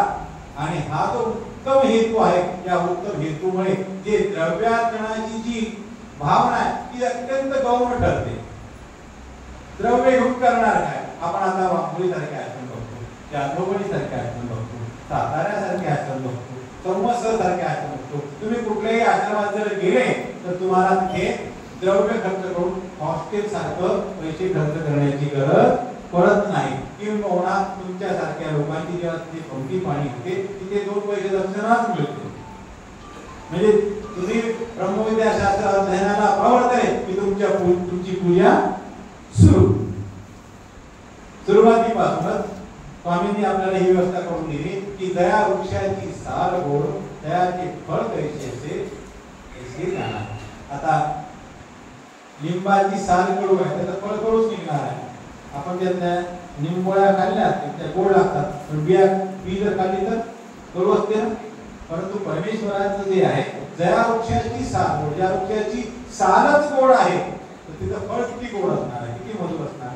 तसं या ब्रह्मविद्या शास्त्राची सुरुवातच अशी होते की इथे तुम्हाला भगवंताचं सहाय्य पहिल्या चरणापासून, पहिल्या मनोरथापासून, पहिल्या मानसिकतेपासूनच सुरू होतं। परंतु आपण जीवात्मे इतके अधीर असतो की आपण शेवटपर्यंत आपण जात नाही। कोणी 2 वर्ष राहतात, कोणी 4 वर्ष राहतात, कोणी 5 वर्ष राहतात, कोणी 10 वर्ष राहतात आणि कोणी मग येता सांग त्या ब्रह्मविद्येचं रसपान करून आपल्याद्वारे अनेकांनाही ते योग्य करतात। तर अशी ही ब्रह्मविद्या जेव्हा निष्काम भावनेने सांगितली जाते, अर्थवंतापणे सांगितली जाते, तेव्हा मात्र त्याचं मोठं त्याचं फळ हे कोण देतो तर तो परमेश्वर देतो।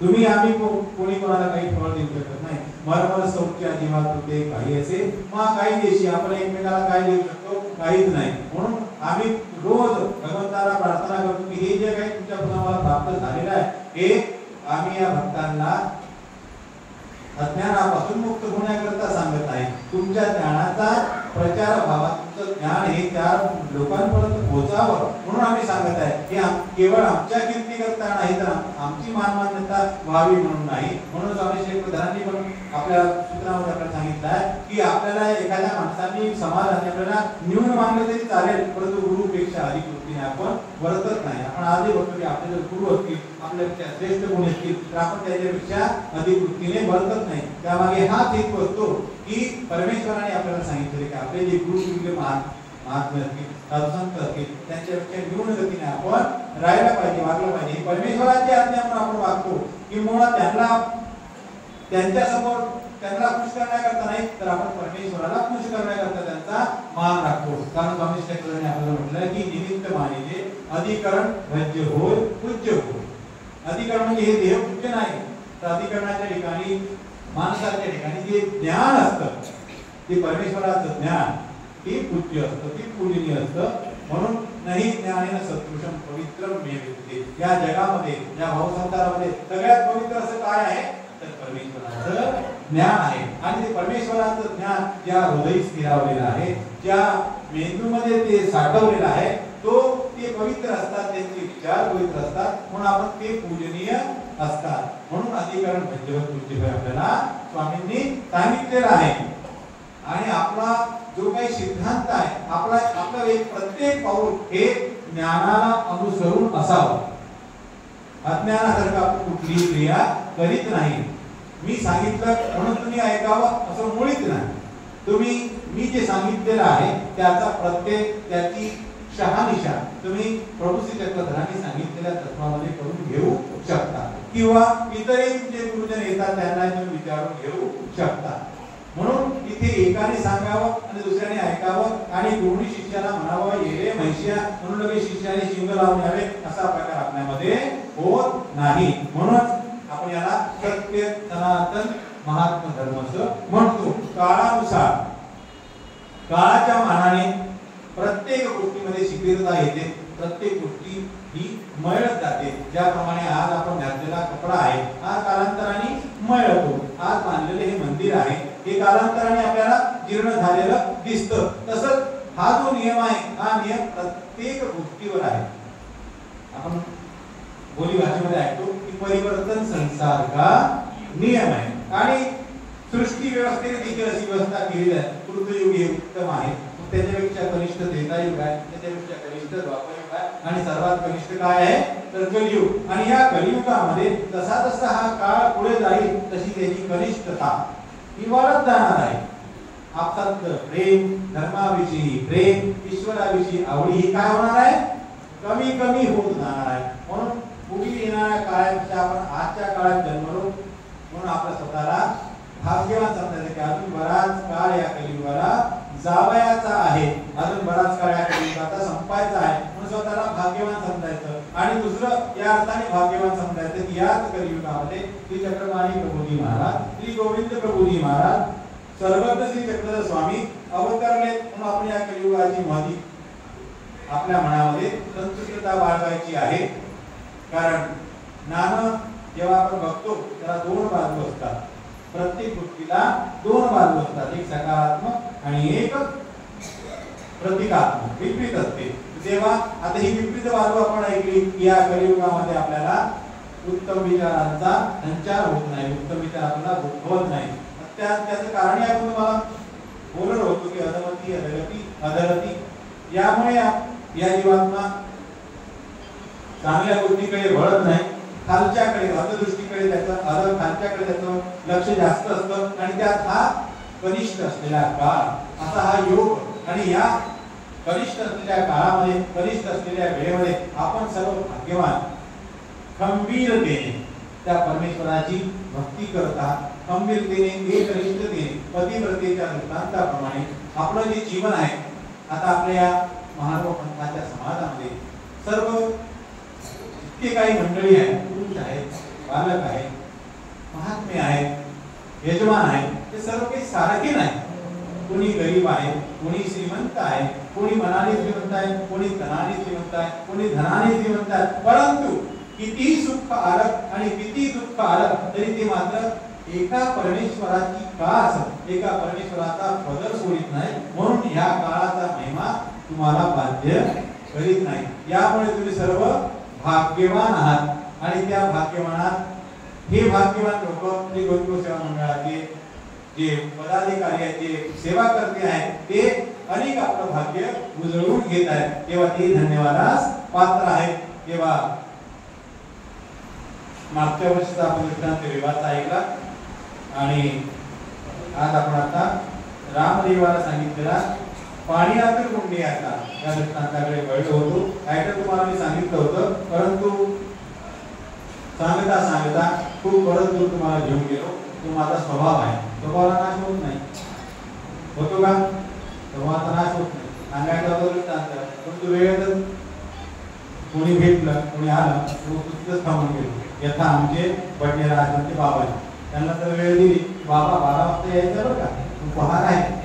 हो हो बिलकुल 12 वाजता मी येणार तुमच्याकडे, काही चिंता घेऊ नका. परंतु बाबा निघायच्या वेळेला जर कोणी आलं तर मग त्यांच्याशी बाबा बोलत असतात. मग ती विसरून जाणार की मला 12 वाजता बोलतो, मग किती 1 वाजत 1:30 वाजत. तर असं होत राहतं. तो एक स्वभाव असतो, त्या स्वभावाला काही नाश नसतो. परंतु तरी देखील आपण बाबावर प्रेम करतो. वेळ झाला तरी बाबांना आपण बोलवतो. आता आम्ही देखील आमच्या आश्रमात वार्षिक जेव्हा कार्यक्रम करतो, आज 10-12 वर्ष झाले, परंतु बाबांशिवाय जेव्हा भेट होते त्या बाबांना म्हटलं की बाबाजी मला तुम्हाला बोलवायचं आहे हो. मग ते काय अडचण आहे? बाबा तुम्ही इकडे बघत नाही, अरे मी तर काही मागतच नाही, इकडे काही म्हणतच नाही. बाबा म्हणतो तुम्ही वेळेवर येत नाही ना, आता काय करावं, वेळेवर तर कोणी आलं त्याची बोलावं लागतं ना, असं बाबांचं हे. परंतु देखील धर्माचार्य आहेत, त्यांचं आमचं प्रेम आहे, तर ते वेळ आपल्याला ते सहन करावी लागते. तुम्हाला त्याचा अनुभव असेल आहे ना, तुमच्याकडे म्हणजे होता उभा होते त्यावेळेला वेळ थोडं उशिरा आलेच होते बाबा. असो तर सांगायचं तात्पर्य एक स्वभाव जो असतो त्या स्वभावाच्या कार्याचा नाश आपण करू शकतो, तो कारणाचा नाश होत नाही. मग आणि कार्याचा नाश करणे, कार्य थोपवणे हेच महत्वाचं आहे. कारणाचा नाश जरी नाही झाला तरी चालेल, परंतु कार्य न करणे हे महत्वाचं आहे. तुम्हाला एखाद्याने हात उगारला तुमच्यावर आणि तुम्ही जर हात उगारला तर मग बंधयुक्त होईल.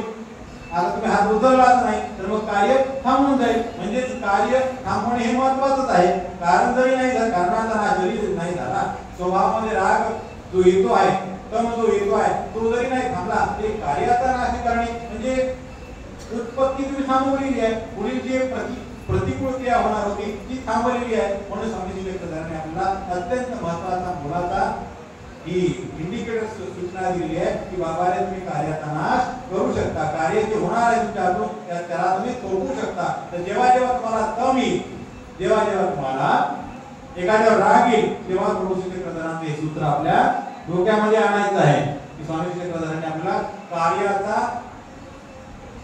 त्याग करायला सांगितलेला आहे. त्या कार्याचा त्याग आपण निश्चितपणे जर केला तर आपण अनिष्टापासून वाचू. कारण जे काही अनिष्ट घडतं त्याला भोगावं पण आपल्यालाच लागतं. ते स्वामींना भोगावं लागत नाही. जे आपण करतो ते आपल्यालाच भोगावं लागणार ना. अनिष्टापासून जे काही विपरीत झालं त्याचं जिम्मेदारी पण आपल्यावरच येते आणि त्याचं फळ देखील आपल्याला भोगावं लागतं. म्हणून अनिष्टापासून वाचणे इष्टी योजने हा परमेश्वराचा आपल्याबद्दल हेतू आहे. म्हणून उपदेश घेताना आम्ही वरव घेतो की बाबा रे कीर्तन मत्यंच पिष्टंच वेश्या पापार चोरी वरदार सेवा या सप्तव्यसनांचा त्याग करावा लागतो. आणि मग एकनिष्ठ भावाने अनन्यतेने त्या परमेश्वराची भक्ती करावी लागते. असे दोन नियम आहेत आपल्यामध्ये, बाकी तर काही नाही. श्लोकाचं तर का द्यूतंच. आता आपण द्यूत खेळत असू. द्यूत म्हणजे काय? जुवा. द्यूत खेळला, जुवा खेळला तर ते भगवंताचं काही बिघडणार आहे का? तर नाही. भगवंताचं काही नुकसान होणार नाही. नुकसान कोणाचं होणार आहे? आपलं. जुवा कोण खेळले? पांडव. भगवंताचं काही नुकसान झालं का? नाही. परंतु भगवंताला त्यांना सांभाळावं लागलं, कारण ते परमेश्वराचे भक्त आहेत, परमेश्वराचे आवडते आहेत, परमेश्वराचे प्रिय आहेत. म्हणून हे अनिष्टकारक आहे. यापासून अनिष्ट निर्माण होतं. तुम्ही बघा, लक्ष ठेवा की जे लोक जुवा चालवितात, आणि जे लोक जुवा खेळतात त्यापैकी कोण श्रीमंत झालेलं तुम्हाला दिसतं?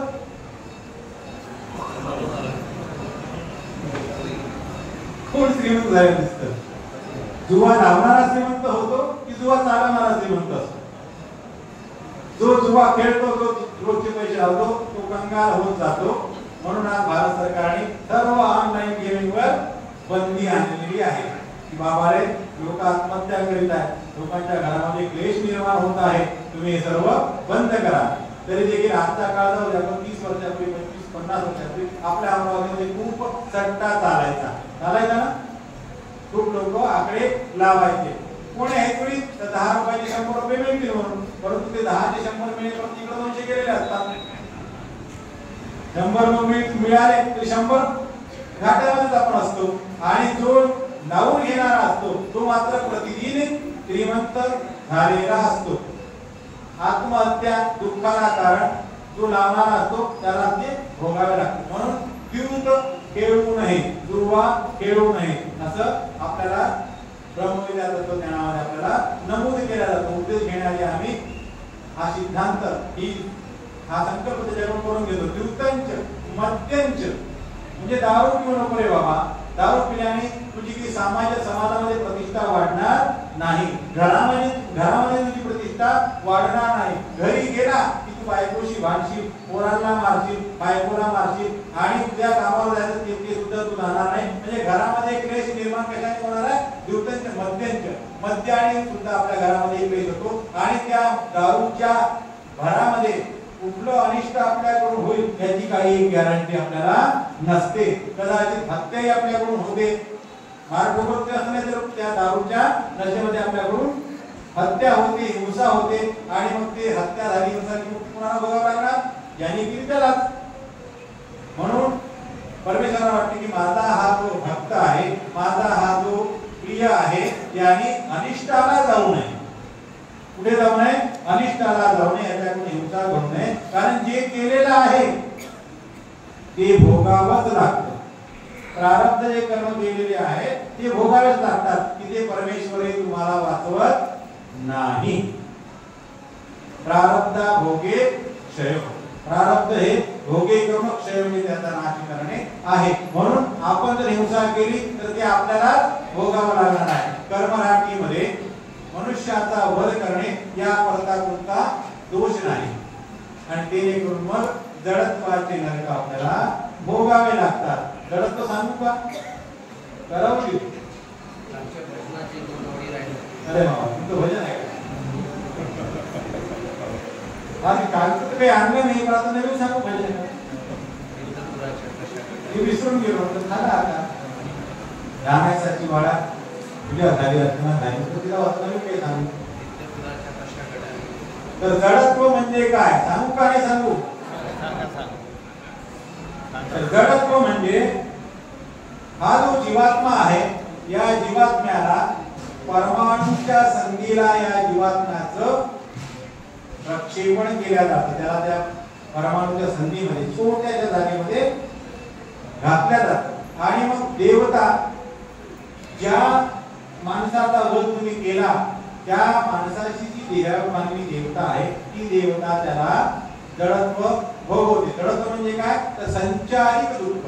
म्हणजे आता तुम्हाला जर समजून सांगायचं म्हटलं जर दृष्टांत चालू झालं तर दृष्टांत द्यावाच लागेल की आता तुम्ही इथे बसलेल्या आणि तुम्हाला एक पीठ त्या प्लग मध्ये टाकली आणि 2 वायरी आणल्या तुमच्या अंगाला लावल्या काय होईल? त्रास होईल, वेदना होईल. किती वेदना होती की जर तो 1 मिनिट 2 मिनिट जर राहिला तरी प्राणाक्रमण होऊन जाईल. तर अशा प्रकारचं हे दुःख जडत्वामध्ये त्या जीवात्म्याला भोगावं लागतं आणि मग त्या जीवात्म्याची सुटका होत नाही. कारण जडत्वी लीळा करणे नाही असं पक्षकार म्हणतात की जडत्वामध्ये गेलेल्या जीवाचं परमेश्वरही तिथून त्याला काढत नाही. मग करतात काय? मग बघा जडत्वानं मग परमेश्वर कशा प्रकारे त्या जीवाचं रक्षण करतात हे आलं की दुडू दुडू दुडू दुडू धाव घेतली तिला कंटक मोडली. श्री गोविंदजी महाराज राजमठामध्ये आहेत, उदयपूरला आहेत, परंतु एका काट्यामध्ये काट्याच्या टोकामध्ये त्या जीवाचा आता संक्रमण होणार आहे, त्याला घालणार आहे. तर त्या आधीच श्री गुरु महाराज दुडू दुडू दुडू धावतात, तोड विहीरपर्यंत जातात आणि तो काटा मोडून टाकतात. म्हणजे त्याचं राहण्याचं जे ठिकाण आहे त्यालाच ते नष्ट करतात. अशा प्रकारे एकतर होण्याच्या आधी त्याचं ते राहतं घर बंद करतात किंवा श्री कृष्ण चक्रवर्ती महाराजांनी पंडू राजा पांडवांचे पिता यांनी 99 युद्ध केले, 100वा केला आणि म्हणून प्रत्यवाय नावाचे नरक झाले. तेव्हा श्री कृष्ण चक्रवर्ती महाराजांनी अर्जुन देव रस्त्याने जात असताना श्री कृष्ण महाराज अर्जुनाला म्हणतात की या पायरीवर तू पाय देऊ नकोस का तर तुझ्या पित्याला या ठिकाणी निक्षेपित केलेला आहे, घालून ठेवलेला आहे. अर्जुन म्हणतो की माझ्या पित्याने 99 युद्ध केले आणि त्यांची ही अवस्था. तर श्री कृष्ण महाराजांचे बाबाने 99 केले, 100 नाही केले ना. 100 युद्ध करण्याचं कारण झाला होता. करार किती झाला होता?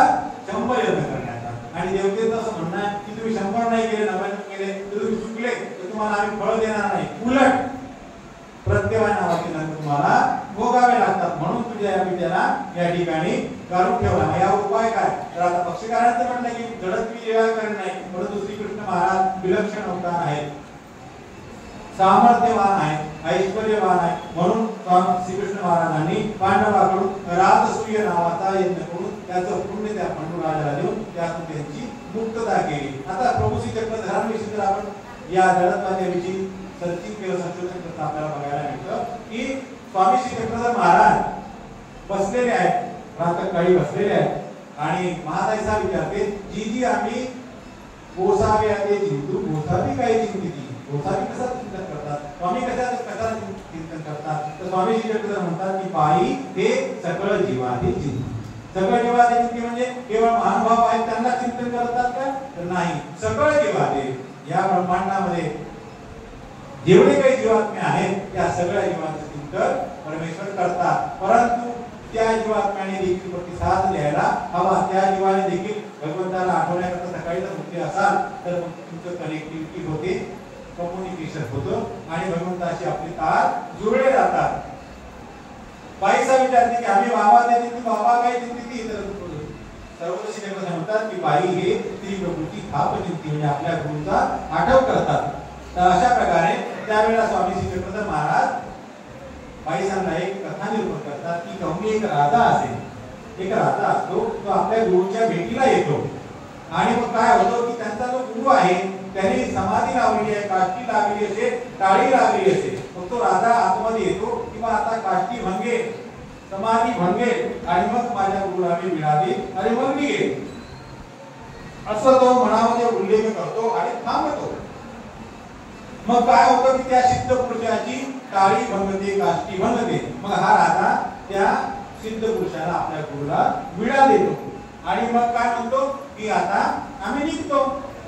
सिद्ध पुरुष म्हणतात की के निघाले, कुठे चालले जी माझा पाईक परिवार बाहेरी उभा असेल, माझा जो पाईक परिवार आहे त्याच्यासोबत आलेले जे काही सैन्य आहे ते सर्व बाहेर तुमच्या गुंड्याच्या बाहेर उभे आहेत. तर तो सिद्ध साधक काय म्हणतो की ते हे युगचिन्ह, तू ज्या वेळेला माझ्याकडे आला ती युग सुद्धा आता राहिलेलं नाही, ती उभाच आहे. मग यावर महाराज सांगते की जी जी ऐसे ते आमचे बाबाची होते. म्हणजे एकेका जीवासाठी एक एक परमेश्वर अवतार आपलं संपूर्ण जीवन, संपूर्ण आयुष्य खर्ची घालतात. ते कशा करतात तर जडत्वामध्ये जो गेलेला जीवात्मा आहे त्या जीवाला दुःख प्रतिदिन चालू आहे, संचारी दुःख चालू आहे. संचारी दुःख तुम्हाला सांगितलं कसं असतं ते, उदाहरणादाखल सांगितलं. निश्चितपणे असं असेलच असं नाही, देवतेच्या सामर्थ्याचं ते दुःख असतं ते कसं असेल कारण हे आम्ही सांगू शकत नाही, कारण त्यांचा अनुभव आपल्याला नाही. परंतु एक दृष्टांतानुसार तुम्हाला सांगितलं की वीज तारा आपल्या अंगाला जर लावली तर कशा प्रकारे वेदना होतात, तसं एक आपण धरून चालूया. तर मग त्या जडत्वीच्या जीवाला जो कणवेचा आहे त्या जीवाला दुःख होऊ नये म्हणून एक अवतार त्या जीवासाठी होतो. आणि युग संपेपर्यंत, एक युग संपून दुसरं युग लागेपर्यंत एकच अवतार त्या ठिकाणी बसून राहतो. मग होतं काय की जोपर्यंत तो अवतार त्या ठिकाणी बसलेला आहे, परमेश्वराचा अवतार त्या ठिकाणी बसलेला आहे, तोपर्यंत ती देवता त्या जीवाला दुःख भोगवू शकत नाही. अशा प्रकारे परमेश्वर आपल्या भक्ताचं रक्षण करतात. मग तेवढी कणव, तेवढा अधिकार आपला जुळलेला असावा. अर्जुन देव महाराजांविषयी तुम्ही बघा की ज्या ज्या वेळेला ते संकटात सापडले त्या त्या वेळेला भगवंतांनी बोलवलेलं नाही. बोलवले कधी श्रीकृष्णा धाम द्रौपदीने तरी श्रीकृष्ण महाराजांना आव्हान केलं, प्रार्थना केली. ज्या वेळेला भरसभेमध्ये द्रौपदीची लज्जा उत्पीडित केला जात होती, वस्त्रहरण केलं जात होतं, त्यावेळेला द्रौपदीने श्रीकृष्ण महाराजांचा धावा केलेला आहे आणि त्या वेळेला श्रीकृष्ण महाराज आलेले आहे. परंतु अर्जुन देवाची अशी पात्रता आहे की त्या अर्जुन देवाने कधी श्रीकृष्ण महाराजांना बोलवलं नाही, कारण ते पुरुष आहेत आणि पुरुष थोडे अभिमानी असतात. मी पुरुष आहे म्हणून सांगतो असं नाही, तर हा सिद्धांत आहे की पुरुष हे थोडे अभिमानी असतात. पुरुषांजवळ स्त्रियांपेक्षा अधिक ताकद असते, अधिक बल असते, मनाची ताकद असते, शरीराची ताकद असते, निर्णय क्षमता असते, म्हणून पुरुष हे लगेच झुकत नाही. त्याप्रमाणे अर्जुन देव हे श्रीकृष्ण महाराजांना कधीही बोलावित नाही, परंतु अर्जुन देव हे श्रीकृष्ण महाराजांचे सखे आहेत, श्रीकृष्ण महाराजांचे प्रिय आहेत. म्हणून श्रीकृष्ण महाराज स्वतः त्यांना वाचवण्याकरता जातात. जयद्रथाचा वध करण्याची प्रतिज्ञा अर्जुन देवाने येते की उद्या सूर्यास्त होईपर्यंत मी तुझा वध करीन आणि जर नाही वध करू शकलो तर अग्निकाष्ट घेईन. संध्याकाळ होत जाते. ही प्रतिज्ञा सर्वांना माहिती पडते की उद्या अर्जुन जयद्रथाचा वध करणार आहे. म्हणून काय केलं जातं की जयद्रथाभोवती स्पेशल कमांडो ठेवले जातात, त्यांच्यापर्यंत हा अर्जुन पोहोचलाच नाही पाहिजे अशी व्यवस्था केली जाते. संध्याकाळ होत येते. अर्जुन देव लढत लढत लढत लढत कुठपर्यंत जाणार, इतकी मोठी विशाल सेना त्याला कापत कापत कुठपर्यंत जाणार. संध्याकाळ झालेली असते, थोडा अवधी बाकी राहिलेला असतो. त्यावेळेला श्रीकृष्ण महाराज म्हणतात की आता अर्जुन देवाकडून जयद्रथाचा वध करणं शक्य नाही. तेव्हा मग अर्जुन श्रीकृष्ण महाराज आपली मायेचा उपयोग करतात, आपल्या विज्ञानाचा उपयोग करतात आणि आपल्याजवळ असलेले जे सुदर्शन चक्र आहे त्या सुदर्शन चक्राने त्या सूर्याला झाकतात. सर्वकडे घोषणा होते की आता युद्ध थांबवावं लागेल, सूर्यास्त झालेला आहे. आणि मग सर्वजण एकत्र येतात, कारण तमाशा पाहायला सगळेच लोक येतात, त्यांना बोलावं लागत नाही. आता सगळ्यांना कळलेलं आहे की अर्जुन देव आता अग्निकाष्ट घेणार आहे, कारण यांनी प्रतिज्ञा केली ती काल की मी उद्या सूर्यास्तापर्यंत जर जयद्रथाचा वध केला नाही तर अग्निकाष्ट घेईन. आणि तमाशा पाहायला मग सगळे येतात. मग त्या जयद्रथ कडे येतो, कारण त्याला तो खूप हर्ष झालेला असतो, आनंद झालेला असतो की बघा मी कशा प्रकारे वाचलो आणि आता माझ्या निमित्तामुळे माझ्यामुळे आता वध न केल्यामुळे आता याला अग्निकाष्ट घ्यावं लागतं. अग्निकाष्टाची तयारी झालेली आहे, तयारी सुरू आहे, अग्निकाष्ट घेणार. एवढा श्रीकृष्ण महाराज आपलं सुदर्शन चक्र बाजूला करतात आणि म्हणतात की हा सूर्य आणि हा जयद्रथ. लगेच अर्जुन देव आपल्या धनुष्याला बाण लावतात आणि जयद्रथाचं शिर उडवतात. परंतु लगेच श्रीकृष्ण महाराज म्हणतात की बाबा रे याचं शिर या जमिनीवर पडू देऊ नको.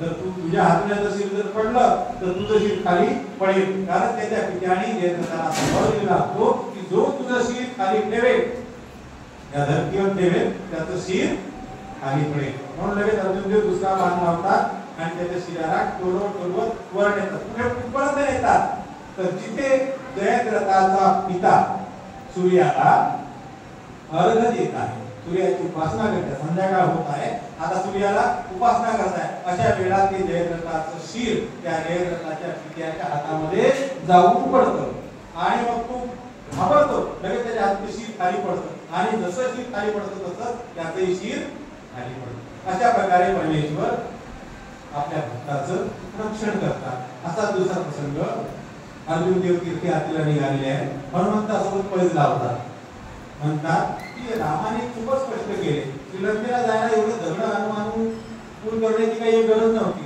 मी जर असतो ना एक बाण मारला असता, लगेच पूल तयार केला असता, लगेच बाणानेच पूल तयार झाला असता आणि सारी सेना त्याच्याहून श्रीलंकेत गेली असती, लंकेमध्ये गेली असती. तिथे हनुमंत देव असतात, हनुमंत देव असतात, ते ऐकतात, अरे म्हणतात की तुझा बाणाचा पूल हा किती मजबूत असणार आहे, तो तर एका 2-4 योद्ध्याच्या दानानेच खचून जाईल. अर्जुन जे हे वीर आहेत आणि क्षत्रिय आहेत, क्षत्रिय म्हणजे काय, मरणे आणि मारणे हा त्यांचा धर्म आहे. ते म्हणतात ते दोघांमध्ये पैज लागते. अर्जुन देव म्हणतात की मी पूल तयार करून टाकतो, हनुमंत देव म्हणतात की मी तुझा पूल फसवून टाकतो. बरं ठीक आहे, दोघांमध्ये पैज लागलेली असते आणि मग म्हणतात की तुझा जर पूल फसला बाणाचा, तू काय करशील. अर्जुन देवाचे एक ठरलेलं असतं, मी अग्नी काष्ट घे, अग्नीमध्ये प्रवेश करेल. आणि हनुमंत आपली स्वतःची प्रति सांगतात की मी जर हरलो, माझ्याकडून तुझा पूल तोडला गेला नाही तर मी तुझ्या रजस्थळी राहील. म्हणून सर्व गीतेमध्ये आपल्याला अर्जुनाच्या रथावर कोण असतं, हनुमंत असतात. त्याची पार्श्वभूमी त्या प्रकरणावर असं आहे की अर्जुन देव बाण मारतात, मंत्र लावतात आणि एका पाण्याने पूल तयार करतात. हनुमंत देव एक पर्वत आपल्या हातावर आणतात आणि त्या पर्वताचे त्या बाणाच्या पुलावर उडी मारतात, पूल कोसळून जातात. आता ठरल्याप्रमाणे अर्जुन देव अग्निकाष्ट घेण्यासाठी तयार होतात. त्यांना कोण वाचणार, फक्त 2 जण आहेत, कोणीच नाही, 2 जण आहेत. श्रीकृष्ण महाराज एवढा ब्राह्मण विचाराने तिथे येतात, अर्जुनाचं रक्षण करायचं, भक्त आहेत ना ते. पुन्हा त्यांना विचारतात की नेमकं तुमच्यात झालं काय. अर्जुन देव म्हणतात की मी पैज हरलो म्हणून आता मला अग्निकाष्ट घ्यावा लागेल. सर्व कथा त्यांना सांगितलं जाते. मग श्रीकृष्ण महाराज त्यांना तर्क देतात की बाबा रे, कोणत्याही गोष्टीला एक साक्षी असावा लागतो. क्रिकेट खेळतात ना, क्रिकेट त्याला कोणीतरी एक साक्षी असतो, अंपायर आउट आहे की नाही तो सांगतो. आणि आजकाल तर त्याच्याकडून सांगितलं तर तिसऱ्या अंपायर सांगितलं. तसा साक्षी कोण होतं तुमच्या वेळेला, म्हणजे कोणीच नाही. आता असं करा, आता पुन्हा तुम्ही एकदा हा प्रयोग करा. अर्जुन तुम्ही बाणाने तुमचा पूल तयार करा आणि हनुमंत देव तुम्ही आता पूल हा चकनाचूर करून द्या. आता हनुमंताला पूर्ण खात्री असते की मी आता याचा एकदा पूल पूर्ण केला दुसऱ्यांदा करायला काही हरकत नाही. आणि हनुमंत देवता देवता आहे, विग्रह आहे, शक्तिमान आहे, त्यांच्या कथा तुम्ही सगळं ऐकलेल्याच आहेत. त्यांना एखादं पूर्ण करणं म्हणजे एक मोठी गोष्ट नाही. पुन्हा अर्जुन देव बाण लावतात, पूल तयार करतात. त्यावेळेला श्रीकृष्ण महाराज आपल्या जवळ जे सुदर्शन चक्र आहे त्या पुलामध्ये निक्षेपित करतात आणि मग हनुमंत देव विचारे शेवटी देवता विग्रह आणि ते परमेश्वर होतात, आपण तर आहेत. मग ते आपले पर्वत घेऊन येतात, त्यावर उडी मारतात. त्यावेळेला मग त्यांच्याकडून पूल तुटत नाही, कारण ते परमेश्वराचं आहे, ते नित्य आहे. अशा प्रकारे हनुमंत देव त्या ठिकाणी पैज ठरतात आणि मग हनुमंत देवाला अर्जुनाच्या रथावर ध्वज सांभाळण्याची सेवा करावी लागते. तर अशा प्रकारे परमेश्वर अवतार जीवाचं रक्षण करण्याकरता अनेक प्रकारे अनेक ठिकाणी सहाय्य करतात. परंतु तेवढी आपली योग्यता असावी लागते. दृष्टांत आपला राहून गेला नाही बोलण्यामध्ये. तर आपण लगेच थोडक्यात दृष्टांत सांगायला वेळ लागत नाही. दृष्टांत घेऊन 2-4 दिवस सगळे दृष्टांत होऊन जाते. परंतु त्या दृष्टांताला त्या कथेला त्या प्रत्येक शब्दाला फोडणी द्यावी लागते. फोडणी दिल्याशिवाय दृष्टांत हा लांबू शकत नाही. तर दृष्टांत होता पाणी अंतुल गुंडे याचा. पाणी अंतुल गुंडा, पाणी आहे म्हणजे नदीचं पाणी आहे, तर बाजूला ओहळ आहे, त्या ओहळात एखादा गुंडा म्हणजे काय, दगड आहे. पाणी अंतुल गुंडा, वर पाणी भिजला ओला दिसे. वर कसा दिसतो आपल्याला तो, की पाण्याने हा भिजलेला आहे. फोडोनी पाहिजे, त्याला बाहेर काढलं, त्याचे दोन तुकडे केले तर आतमध्ये कसा असतो, तो कोरडाच असतो. तो अंत कोरडा असेल. तर दृष्टांत एवढाच आहे. तैसे परमेश्वर सन्निधानी, परमेश्वराच्या सन्निधानामध्ये म्हणजे प्रत्यक्ष ईश्वर अवताराच्या सन्निधानामध्ये पुरुष साद्र वैसा दिशे पुसवून पाहिजे. तर अंत कठीण असेल परमेश्वराच्या सन्निधानामध्ये. किंवा आता आपण मार्गात जातो, परमेश्वराचं सन्निधान आपण बघितलेलं नाही. फक्त परमेश्वर आपल्याला श्रुत आहे, दृष्ट नाही, म्हणजे आपण त्यांना बघितलेलं नाही. म्हणून आता परमेश्वराचं सन्निधान कसं असतं, तर आपण मार्गामध्ये गेलो, मार्गामध्ये आपल्याला साधू संत दिसतात, तर प्रत्येकाची प्रकृती कशी असते, वेगवेगळी असते. कोणी तामस असतं, कोणी सात्विक असतं. एखाद्याला आपण एखादी गोष्ट विचारली तर लगेच भटकू शकतात, त्यांची वृत्ती बदलू शकतात. म्हणून सन्निधानामध्ये गेलो, मार्गामध्ये गेलो, एखाद्याला विचारलं आपल्याकडे सर्व सात्विकच असतील, तर सगळे सात्विक नसतात. ही अनुभवाची बोल आहे. सर्वांकडून तुम्ही सात्विकतेची अभिलाषा करू पण नाही. कारण संन्यास आधी, तर कार्य संन्यास नाही. कार्याचा नाश होऊ शकतो, कारणाचा नाही. एखादा शब्द त्याला विचारला, बोलले, तर ते सुद्धा तमतम करू शकतात. म्हणून परमेश्वराच्या सन्निधानी पुरुष साद्र सप्रेम ऐसा दिशे कुसवणी पाहिजे. जर त्याला एखादी गोष्ट तुम्ही विचारली, पटली तर सांगेल, नाही पटली तर भडकतील, तमतम करतील. आणि एक या तमतम करणारा पुरुषाचा विशेष असा आहे की जे तामस असतात, जे तमतम करणारे असतात, तेच खऱ्या अर्थाने परमेश्वराच्या मार्गावर चालण्यास सिद्ध असतात, योग्य असतात. कारण ते तामस असतात, त्यांना फालतू काही चालत नाही, तेच परमेश्वराचं मंतव्य करतात. असा एक अनुभव आहे. तेव्हा परमेश्वराच्या सन्निधानी असणारा प्रत्येक जीवात्मा त्या परमेश्वराला प्राप्त करून घेईल असं नाही. तर तिसरी धारेवर चालेल ऐसा कम असेल की परमेश्वराच्या ज्ञानाची जी वाटचाल आहे ती अत्यंत कठीण आहे. आणि या कठीणतेतून कठीण असलेला परमेश्वराला प्राप्त करून घ्यायचा आहे. परमेश्वर कठीण पण आहे आणि सुलभ पण आहे, परंतु आपल्या करणी अकरणीवर आहे. ज्याप्रमाणे आपण माहूर बघितला आहे, माहूरच्या बाजूला अंबाडी बघितला आहे. माहूर पेक्षा लोक अंबाडीला जास्त जायला लागले. का, तर करणी अकरणी, आपल्या करणाने आणि आपल्या अकरणाने त्या ठिकाणी जी प्रसन्नता असते, परमेश्वराचे सामर्थ्य असते, ते तळपे उद्रंबे. प्रसादाच्या ठिकाणी असलेलं सामर्थ्य, विशेषाच्या ठिकाणी असलेलं सामर्थ्य काय होतं, तर तळपे आणि उद्रंबे. त्याप्रमाणे तुम्हाला कोणत्या टप्प्यात आपण विषय होऊ दिला की देवतेतील सामर्थ्य कसं आहे, अपेक्षाभूत आहे. पूजा पुरस्कार जर बंद झाला तर सामर्थ्य निघून जातं. हे काही कामाचे नाही. चला, आपल्यासाठी जीवात्म्यासारखे देवतेचं सामर्थ्य आहे, हे काही कामाचे नाही. हे काही उपार आणत नाही, काही बळी देत नाही, काही कापत नाही, काही नाही. चला, परंतु परमेश्वराचं जे सामर्थ्य ते कसं आहे, तर ते शाश्वत आहे, नित्य आहे. ते मात्र कधीही जात नाही. फक्त काय होतं, तर करणी अकरणी, आपल्या करणाने आपल्या सेवेने उद्रंबे, आणि आपण जर सेवा नाही केली तर तळपे सुप्त करून ते राहतात, पण ते सोडून जात नाही. तर अशा प्रकारे आपण या ठिकाणी दोन दृष्टांताचं ग्रहण केलेलं आहे. आणि आता आयोजकांची जी विनंती आहे त्याला आपल्याला मान द्यावा लागेल, कारण उपहाराचं ताट दिलेलं आहे. तेव्हा आपण साद्र सप्रेम आहात की नाही याचा परामर्श आपण घेऊया. मला तरी असं वाटतं की जे आपलं खरं सोडून या ठिकाणी येतात आणि आपला वेळ परमेश्वराच्या चरणी अर्पण करतात, ते निश्चितच सादर असतील, सप्रेमळ असतील. तरी देखील भगवंताविषयी आपल्या मनाचा जो भाव आहे तो भाव कुठे होऊ न देता कशा प्रकारे भावना युक्त असलेल्या माणसाला कधीतरी सहाय्य करतात. त्या आशयाचे भजन आपण या ठिकाणी ग्रहण करूया. सर्वांनी साथ द्यायची आहे.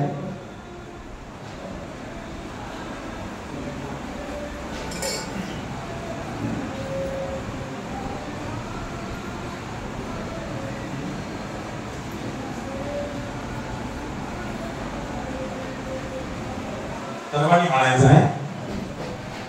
भरल्या सभेत कौरवांच्या हाती लाज द्रौपदीची धोक्यात होती. भरल्या सभेत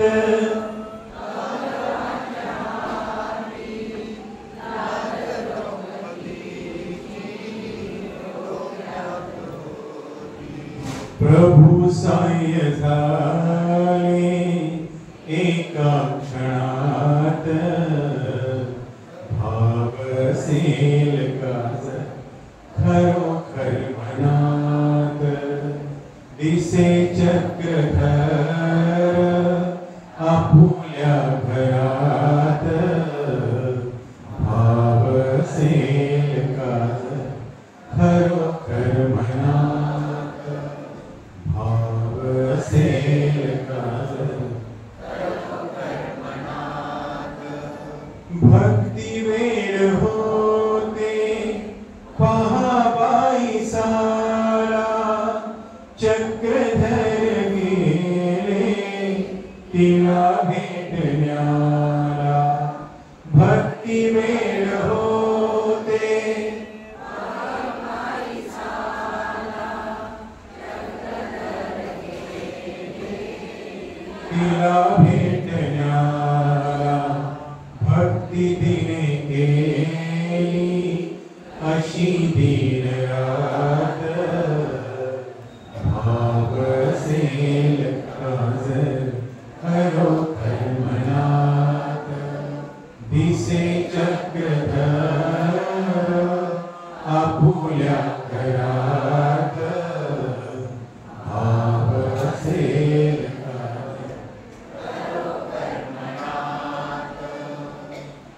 मनी भावनाही द्वारकेला जासी. मनी भावनाही द्वारकेला जासी. मनी भावनाही पैठणला जासी. व्यर्थ तुझ्यासाठी रिक्तपूर काशी. व्यर्थ तुझ्यासाठी मथुराती काशी. कृष्ण मुनी सांगे भरल्या सभेत भावसेल गाज खरोखर मनात दिसे चक्रधर आपुल्या घरात भावसेल गाज खरोखर मनात भावसेल गाज खरोखर मनात. श्री गोपाल कृष्ण महाराज की जय. श्री दत्तात्रेय महाराज की जय. श्री चक्रपाणी महाराज की जय. श्री गोविंद प्रभु महाराज की जय.